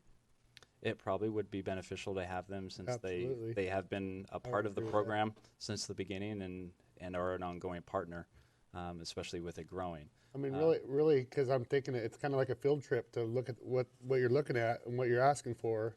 It's, until you see it, then you don't see it. It is, and I just want to make sure that everybody's on the same page as where we're going. Well, we're all on the same page of where we're going. I'm not quite certain that I'm on board for how it's funded because I think that needs to be out in front soon. I think that is on the discussion board for a November or December council meeting to start those discussions about what the budget committee approved and to see if the city council wants to move forward with something different or similar or have those discussions about what the program looks like in the future for. Well, I certainly, from the get-go, from the budget committee and from the council approving the budget, I voted no on both of those, and very sternly, because I feel that the public, if we're going to fund something, the public needs to know and we need to have an open hearing. We need to talk about it, and if there's going to be an increase in any kind of revenue or whatever, the public needs to weigh in on it. I don't think that we can hit the lever and say, okay, you're going to be assessed for this amount without the public going, without their input, either by a vote or by forums, by a variety of forums, before we go ahead. Correct, and I 100% agree with you. And I've actually already talked with Scott about having a place at the school district, in the gym, or in some of the facilities where we have a. I would say that was discussed. I would say Doug's concerns though was the census of the whole budget committee about the campaign and getting it out there. That we weren't just going to adopt it. No, we plan forums. Yeah. So the idea in theory right now was to have those initial meetings to figure out where we want this to go as a program, and then hold the public forums to kind of talk about funding mechanisms. And I like what you've done thus far. You've initiated the program, and the program we've been able to take a good look at, and the reports are it's very successful. Everything that I've heard in the community is very successful. I don't think the people in this community would vote down an allotment of $1 or $2 or $3 additional fees for that. It just needs to go out to the voters. That's the most important thing. Well, we did do a survey that went That doesn't out. go out to the voters. It went out very broadly. It went out through the school district. It doesn't go out as to well the as rest. registered voters. It goes sometimes. I'm not disagreeing with you. I'm Okay. saying that we laid the groundwork by doing part of it already. Got it. Okay. So if I'm hearing that, it's okay if John and I kind of work with the city council to figure out maybe a date or then time for us to meet with the school board, with you guys, and have that kind of co-op meeting, so to speak, to discuss the rec program in kind of a overall essence of the program. Is that okay? Yep. Okay. That's all I got. Okay, your 5 minutes was up a long time ago. So, Kathy. I just wanted to share with you that Crystal's here shadowing me because I'm going to be at the OAMR. Lisa and I will be at the OAMR conference on September 19th. Okay. So she's So learning. we'll have Crystal's presence on the 19th. Come back with enthusiasm. So you've got 2 meetings to get this all down. One? Just one because she won't be here on the 5th. Oh. So she realizes how cumbersome this is. Yes. So Okay. I appreciate her covering for me. Yep. That's it. Okay. John? It's a lot of good work going on at the rec program, and welcome Chief Greenway, and I'm Simon Date, the Executive Director of the Chambers. Fresh. I'm happy to work with you look forward to that relationship. I don't know what Patrick Trapp's doing in the back. He has a new job. Don't steal my thunder. I mean, I was going to congratulate that guy. That'll be a teaser, perhaps. So, probably the biggest thing that we've done in a long time is submit this. Formerly, it was the federal Tiger grants. It's now been renamed the Build Grant, Better Utilizing Investments to Leverage Development. It's a federal transportation grant. And this really is a story about leveraging assets. And the thrust of this, it's a request to take the work that we're working on with this developer, all the work we've done on the waterfront, coupled with the potential $50 million investment on the waterfront from this hotel developer doing a multi-phase development, and leveraging that with a transportation ask to the federal government for $15 million to build that critical catalyst infrastructure. And those pieces include extending First Street, extending the Strand, building a boardwalks along the river, starting all the way at the top of the gangway for the marina, extending south, and really being that place that creating that place that people want to come and be with. And it's a great application. I want to make it public to anybody that wants it. And there's also a 2-page executive summary that goes along with it that really distills it down to what it's really about. And it's a really compelling story, and it really culminates all of the good work we've been doing. It's really, really big, exciting stuff. I mean, it is. It really is. We're hopeful. We've been doing our level best, and if we're not successful this year, we've done our very best to keep that on the top of the pile, and we will continue to push that and have some assistance with that back in DC doing those types of efforts. Some months ago, the Department of Land Conservation and Development opened up some funding for communities to update their housing needs analysis. I'm switching topics here. Our housing needs analysis was last done in the late 90s. It's not woefully out of date, but I think things have certainly changed in Oregon and since the 90s as far as housing and the demands for housing. So we submitted an application. We were selected for funding. Now this is the type of, call it a grant, but it really is a work product, much like our TGM grants that come from the same agency. They assign a contractor that works with us to complete this effort. And given the timeliness, or given the discussions that we're having about changing zoning on land to residential uses, and it seems appropriate to kind of move this along as quickly as possible to make sure that the demand is there. It justifies, when we change zoning, we have to show that there's a demand there, right? And, Does this differ from the one that we collaborated with CAT on? This is different, yes. Okay. This is an official DLCD update, yeah. So we're asking for approval of that. I can send it out. I've just had it since yesterday afternoon, so there's that. So, on the tourism note, I've been participating in the countywide tourism initiative to take our existing tourism plan and update and expand to the whole county. And we started off with a meeting last night. A group meeting is fairly well attended. And that seems to have a lot of the same elements as our plan today has, but we'll expand that and be compliant with Travel Oregon and their funding requirements. On the tourism front, Tina was out of town this afternoon. She was coming to give a report on tourism, or the Spirit of Halloween. The agenda's out.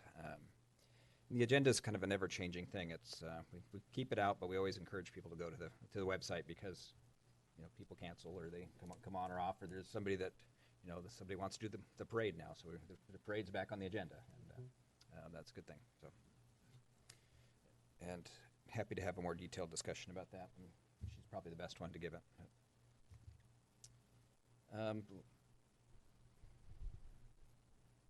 There's a request from St. Helens Auto Center, has typically done these fall sale kind of things where they move all the cars off their lot. They have gone to Bing's. It's just a one-day kind of thing.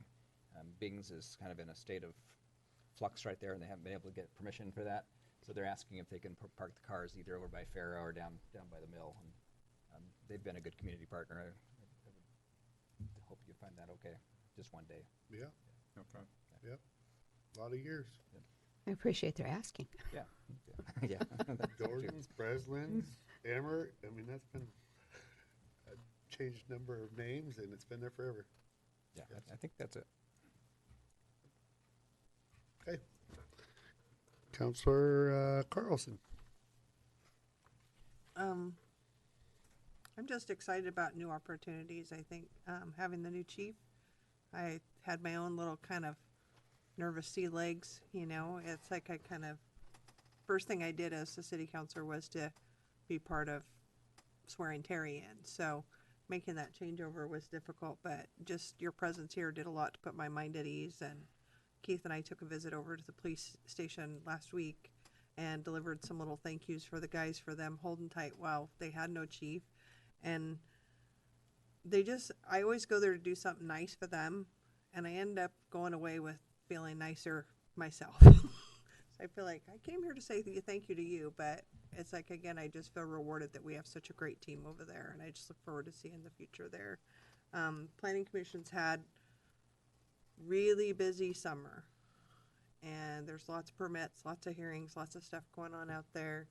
I don't want to misquote anything that happened in an official court proceeding, but safe to say there's a lot of shovels and stuff going on, and permits and different things. Violet's Villa is moving on, formerly Violet's Villa, with lots of projects and housing needs and, getting the kinks worked out so it's for the best for our community. So I have faith that Jacob and the developer and the community in that process will hammer out the details, and it'll be benefit for everybody. That's all I have. Oh, Youth Council did sell more reflectors than they ever sold at any other event at Citizens Day. And they have 2 brand new members that are both very shy, and we put them out there as salespeople, and they did good. So I'm excited about going forward with that project as well. Thank you, Councilor Carlson. Councilor Khan? Let's see. The police chief already mentioned the CIT grant extension that we've applied for. We completed our most recent successful CIT training July 16th through 20th, and I think it's our 10th or 11th one.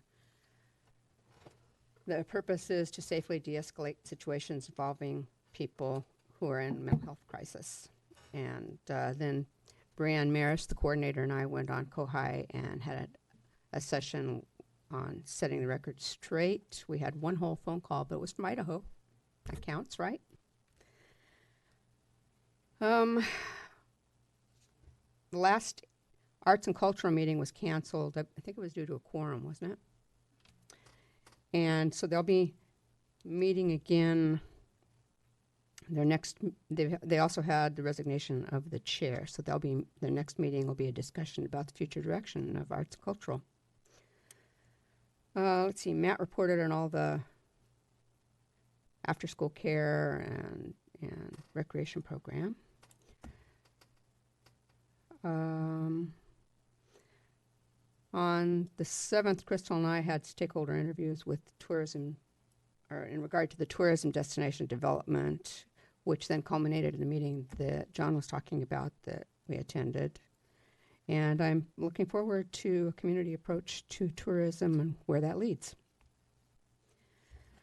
Let's see, the Columbia County Suicide Prevention Team has been meeting, and they're making further efforts to bring sources of strength and a program like Connect Battleground that started in Battleground, Washington, and hoping to bring their representative, Curtis Miller, here to talk to the community leaders about it, and they would like to include us in that too.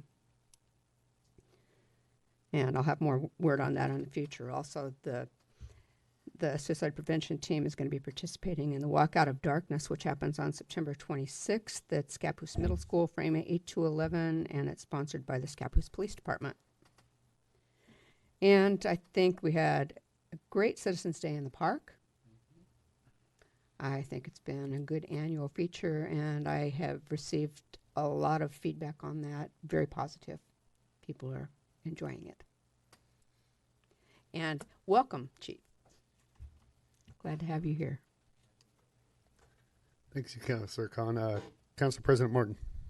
We had a wonderful Citizens Day in the park, and I want to thank my fellow council members in the mayor, especially for the enthusiasm. It was fun. That we all brought to flipping burgers for our citizens, and that was very nice. I really felt good about all of us working together, doing that kind of thing and contributing. It was visible. We had communication with so many people that were in the park enjoying themselves. Chief, welcome. It was good to hear from Simon, and I want to congratulate Patrick Trapp in his recent appointment to the Port Commission. And we go back a ways doing with good partnership, I think very good positive partnership relationships. And we not only want to build on that, we want to continue it. And I hope it does continue. So I'm glad to see your presence here. That speaks well for the port, doesn't it? That speaks well for Patrick Trapp being here, one of our council meetings. Thank you for being here, and congratulations. Public Works, you guys are busy out there striping and whatever, and it should be noted that in the hot days of 90 degrees and 100 degrees, they were out there doing their work. But I believe, if Neil, correct me if I'm wrong, you upgraded the times for the work crews to report in. To give us a little brief report on that and see, I want to see how effective that was. It's working out really well. Actually, we're all starting around 7 o'clock. Not all of us. It's a volunteer thing. but most everybody's coming in to start at 7, and Dad's really happy about it in the parks because he's getting a lot done before the restrooms get busy in the mornings, so he likes it, and the crew likes it too because of the heat. Appreciate that. Now for just a few negative calls that I got for constructive criticism, and some people can't see the signs going north on a northbound area. The trees are growing and the shrubs are growing over the traffic control signs. Are we talking the highway? The Highway 30. So I got a couple of calls on that. I want to start with dealing with the people who came forward and answering some of their concerns from my point of view. First of all, Nancy Whitney and her concern with the fence. Does Public Works, and can you guys weigh in on that real quick, like, so that we get it from the get-go and not from the councilman here who's heard so much negative comments about the ugly rusty fence down there, and it seems to me like Nancy alluded to other parts of the fence as well. Can you? I wasn't quite sure exactly what she was talking about because she was talking about a fence that's been rented all this time, and the fence that's along Strand Street, parallel with Strand Street, is a permanent fence. It's not being rented and has never been rented. And so the only fence that I know that has been rented is the one that we used to cross for like Fairyland and 13 nights. Then 13 nights. Yes. But the fence along Strand Street is not rented.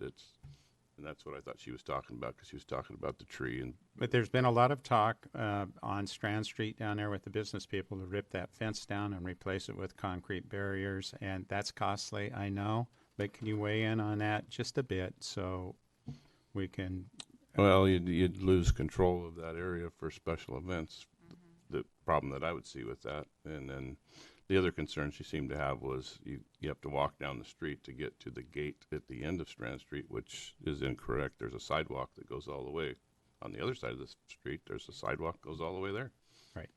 So well, when I went down there and listened to those complaints, I know that there's a handicap sign in front of Big River Bistro, which was, and apparently there's a car that parks there all night long and all day.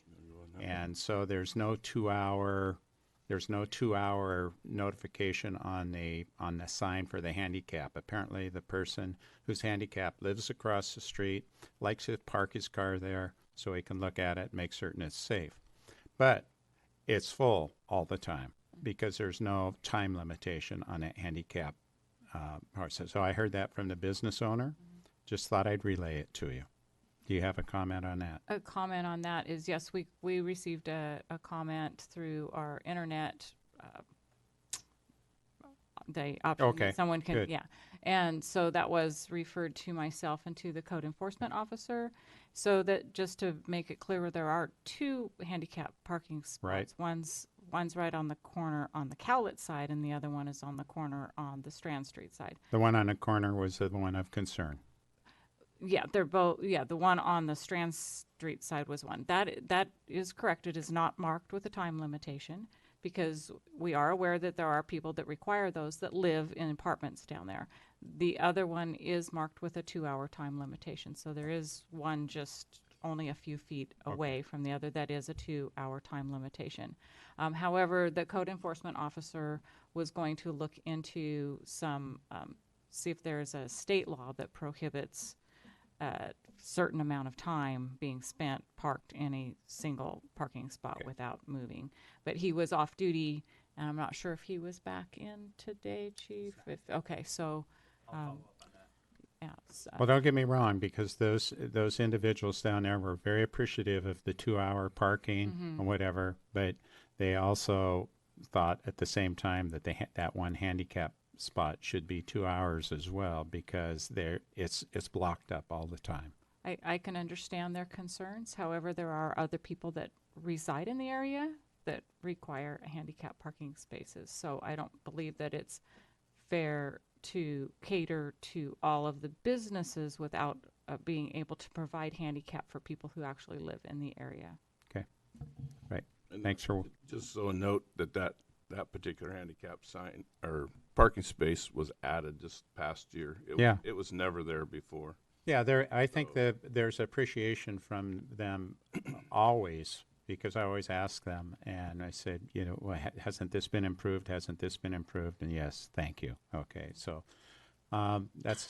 thank you for helping out with that. I appreciate it.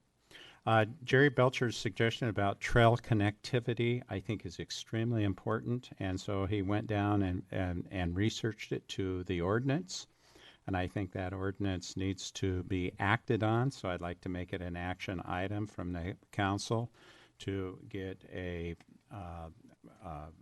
yay or nay of what we can do with trails. Can we actually make trails paths and paint them a certain color and near the pavement of 3rd Street? What's going to be our issue on that? So I'd like to make it an action item with the staff, so that we weigh in on that, so that the commission, the pedestrian commission, doesn't sit there and twiddle their thumbs and goes, well, we don't know what to do. And you heard him, because he just says, I can't move forward without hearing back from the council. So we need to hear from the staff. Okay, so by saying action item, you mean you want to refer it to staff for action, not us vote on it, something that I'm not familiar with yet. Well, an action item means that it isn't me requesting the staff to do something. No, It's all of us requesting the staff to do To investigate something. it further, because I'd like to know what the alternatives are. Exactly. So that's Okay. That's what I mean. Sometimes if government moves slowly, it's because action items are never implemented. We just sit and talk about them. So an action item is to get this thing moving, and I'd like to ask the council to weigh in on that, on Jerry Belcher's suggestion, to pass it on to staff and let it go. Do some research on it. I would welcome more research, and I just want to Yes. make sure that it's trail system wide, not focused on one little pocket of Yes. area, because there are a lot of communities that probably will never have sidewalks just because of the topography, because of the rocks. And I want to have a real clear strategy rather than just jumping on the first thing. I want to know what the options are, what's consistent. So it's not just, I just want to avoid the perception that if you come in here and you have an idea and you complain on your street, you get your street fixed, and all the people that didn't come in here because they work or whatever don't get their street fixed. So I want to make sure we have one strategy for all the Good. trails. This is I agree. citywide, and Jerry understands that. Yeah, He's- one community, for all the trails, because Right. not one answer isn't going to work everywhere. Right. So I we just need wanted to have clarify that we were not voting on a particular way of doing things right here, but referring it for more More study. information Nobody from staff. suggested that. That's why I was clarifying it, so that I understood. Had you seen what he proposed? Had you seen anything before today? Okay. I know Susan and Neil have always weighed in and given us information, so I'm good. once they see it, they can give us you can do this, you can't do this, this is good, Right. that's not good. Right. I want to make sure that it all goes through them, because Right. I come in with great ideas, and then they go, you can't do that by Oregon law. Yeah, exactly. Okay, that was part of the Parks Commission meeting. Was Belcher's? Everyone looked at that and wanted to bring it forward to the council for an action item. Hospital recommendations. They also heard hospital recommendations, and they did recommend to the council. Their recommendation is that the northern end of that hospital property, that is wetlands, become parks and become part of the park program. Moving the boundary of the one lot towards the south for parking and to keep your feet dry in the winter. So just moving the boundaries somewhat. And the southern part, they felt that let me see, that would be I'm trying to think of the recommendation that they did. It's mixed use, I believe, and they were recommending a care facility and an assisted living facility. Now, this does two things. for that park, we wanted to make certain that it fits the public needs. And a park, without a doubt, fits the public needs. And trails that connect the assisted living to the park would be something that would be an addition. They see the trail connectivity as something that for assisted living and care facility or whatever, that people need to get out and walk, and it would be a perfect fit for that. The flexibility of what the care facility would need to expand or contract depending on the size of their facility, the remainder would be park. So they see a care facility and a park. The reason for the care facility is that the infrastructure is already in place. A massive amount of infrastructure is already in place, and so they see something like that, and that's their recommendation. Are we talking about the 9.5, or are we talking about the 13, or are we talking about the whole thing? Because there's two sections. There's hospital property is 9.5, and then the city owns 13. The 13 of the north. The the north. Right. So I'm kind of confused with the That's care a- facility of what we're talking about. Are we talking about the whole 22 and a half? If it was acres? mixed use, then it would facilitate both. And you could move that lot line anywhere you wanted. If the care facility. But just being a care facility, the whole 22 acres, is that what I'm hearing a recommendation That from? recommendation is mixed use for zoning.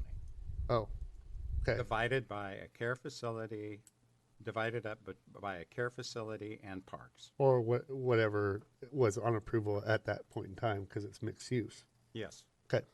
The planning commission's agenda was, we were here till midnight, they did not get to that, making a Okay. recommendation. So that's our recommendation Yeah. to the council. Okay, Okay?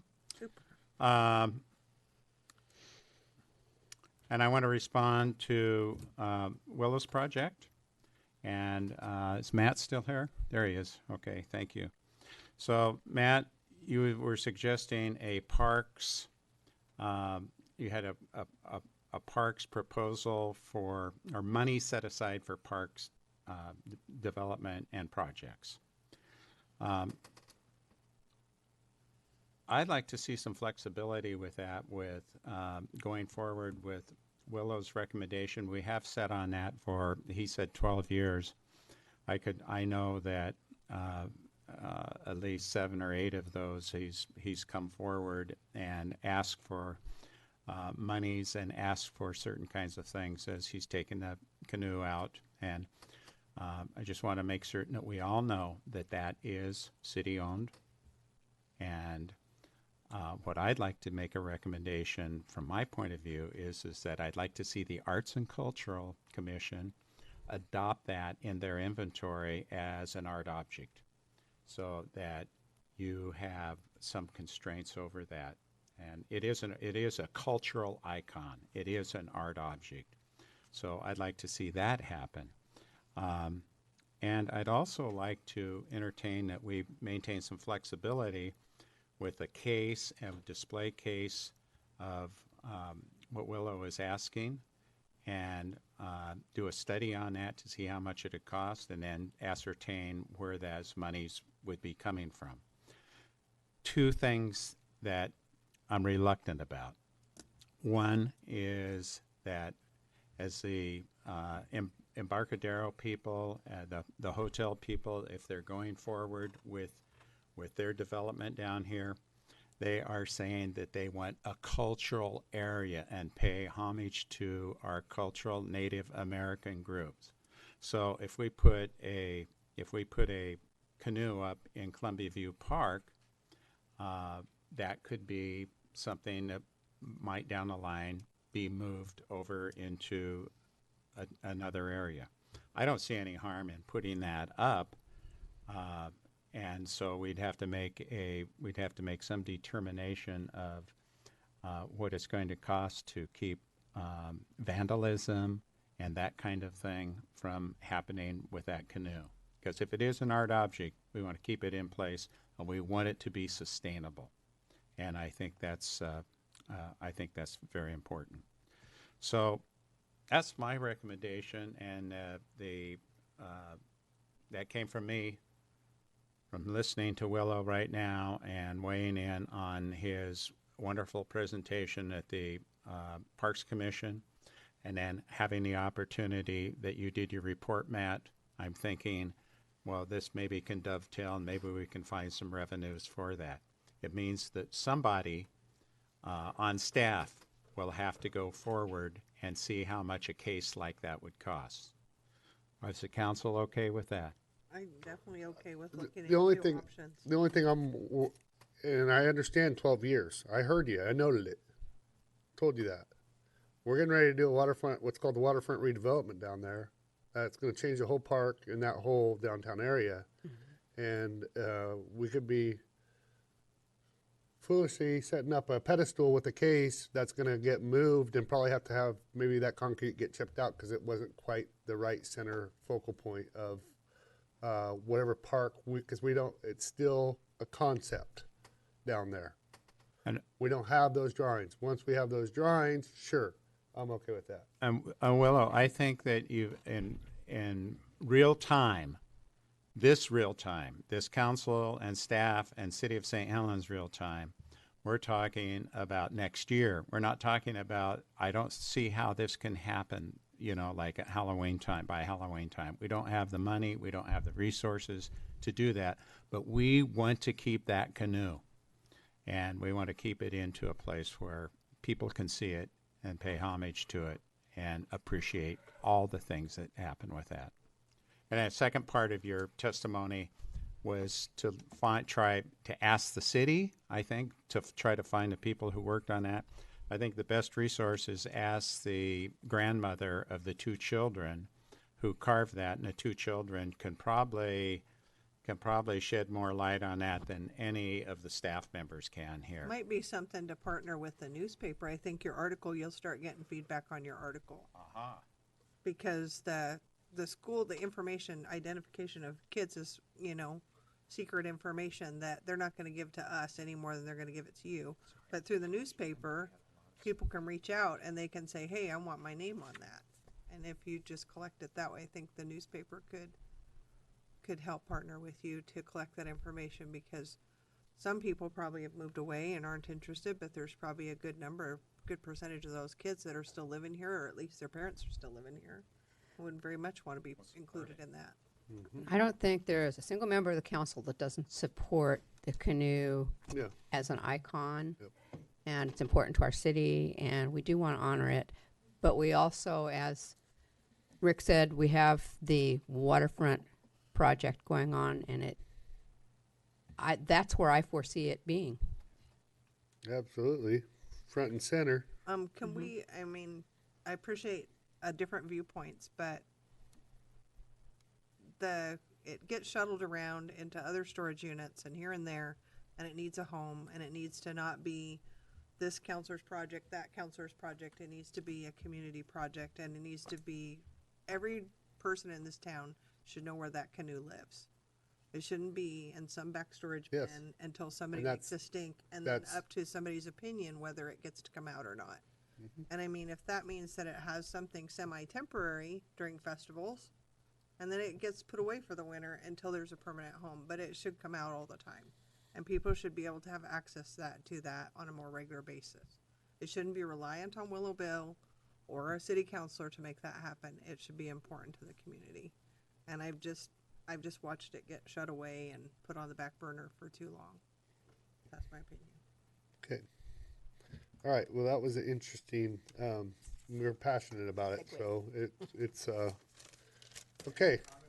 No comments. No, I'm way behind schedule right now. So I had a really good time at the OMA conference. I was able to sit in on council goals, a work session on council goals, and I really, really, really liked the way that one of these, it was Gresham, does their council goals. So I'm going to bring that to the council at a future date and let you guys look that over and see how they do it there in Gresham. It's pretty fascinating. I was able to meet with some mayors and get a lot of good insight. They were a very welcoming group of mayors. There was 70 of us there out of 140 in Oregon. And so that went really well. Also did a discussion on CLT. And, you know, we have those breakout sessions. I made a lot of good relationships with different mayors, so it was good. That cross-laminated timber is really something else, I'll tell you. So Citizens Day in the Park was highly successful just because I don't care if it was raining. We had fun. Yeah. Yep. And I want to thank the Highway 30 cruisers. I want to thank, and I'm just going to do this real quick and publicly. I want to thank Stan's Refrigeration, Walmart, Skinny's Chubbs, Safeway. I want to thank Sunshine Pizza, Napa, IGA, Hudson Garbage. I know I'm missing one, and but it was, you know, all those different companies came together and like what we're doing with that Citizens Day in the Park. So I appreciate their contributions to making it very, very successful. Oh, I'd like to thank the fire department and the police department for coming out and attending too as well, and the National Guard. But they brought out the rock climbing wall. You know, this is something that really potentially could grow into, you know, I could see maybe getting some 4-H people involved and getting a petting zoo going down there. And I mean, it's got a lot of potential. So, Oh, that's it. Dutch Bros. Unbeknownst to me, because I left them off the sponsor because they were charging, but they were kicking 10% of their proceeds to Youth Council last year. This year, free. All Dutch Brothers was free. So that's why they never fill out the application, because it was free. Yep. So they did not need a vendor application. So thank you, Dutch Brothers. And it was highly successful. Of course, Parks and Rec was there, and the whole council. It was good to see all the city officials down there and everybody having fun. Yeah, that's all I got to share right now. It's been a very exhausting month with family issues and stuff like that. I won't get personal, but I just want to throw that out there that I'm thinking of both sides of my family here lately, and we'll get through this together. So that's all I got. Now with that, Patrick Trapp, would you like that? I don't know if you showed up before visitor comments, but I see you've sat here through the whole meeting. You want a few words to say? Yeah, yep. Because you've said. Deer Island. Thank you for a short few minutes, but just wanted to let everyone know. So I know most of you have worked with a number of you in the past, especially on both sides of the board here. And I think, as Councilor Morton indicated, it's been a great relationship between the board and the city. Doesn't mean we've agreed on everything in the past, but that's okay. The beauty is professional workmanship across the board. But I was fortunate enough and honored to be able to be appointed as a commissioner for the port. I don't have cards yet, but my email is trapp, T-R-A-P-P, @portsh.org, and I would welcome any comments, concerns, or any issues. Unlike a election, I did not have the opportunity to hear from all of the constituents within the Port District, and so I am doing my best to try to get out to the city council meetings to at least hear what's going on, to see what programs, projects may overlap, as well as to see where the port can assist and or weigh in on. But I would invite you and any of the residents to email me or let me know if there are issues. Also to let you know that you are well represented on a different topic. The St. Helens Kiwanis has its Portland to Coast walking team, the old Geezers and Weezers. I think it's more than we've branched out age group, but there's a team representing with St. Helens' name, and they'll be walking not this weekend, but the next weekend as we work our way to the coast. And finally, welcome to your new police chief, and I'll be happy to get you a Kiwanis application if you'd like in the future. But other than that, again, it's an honor to continue to work within this great county, and I have once again an opportunity to try to serve and make a difference, and I'm looking very much forward to that. Yep. But Yep. thank you for that, Chief. Yes. Thank you, Patrick. Yep. Okay. We're adjourned. We're going to go into gonna talk about executive. this? We're going to go into executive session. Oh, for a minute. okay. About this. All right. We're gonna take 2 minutes, right? Yeah. We're going to take 3 minutes. Because we got to hurry because we got to come back here at 5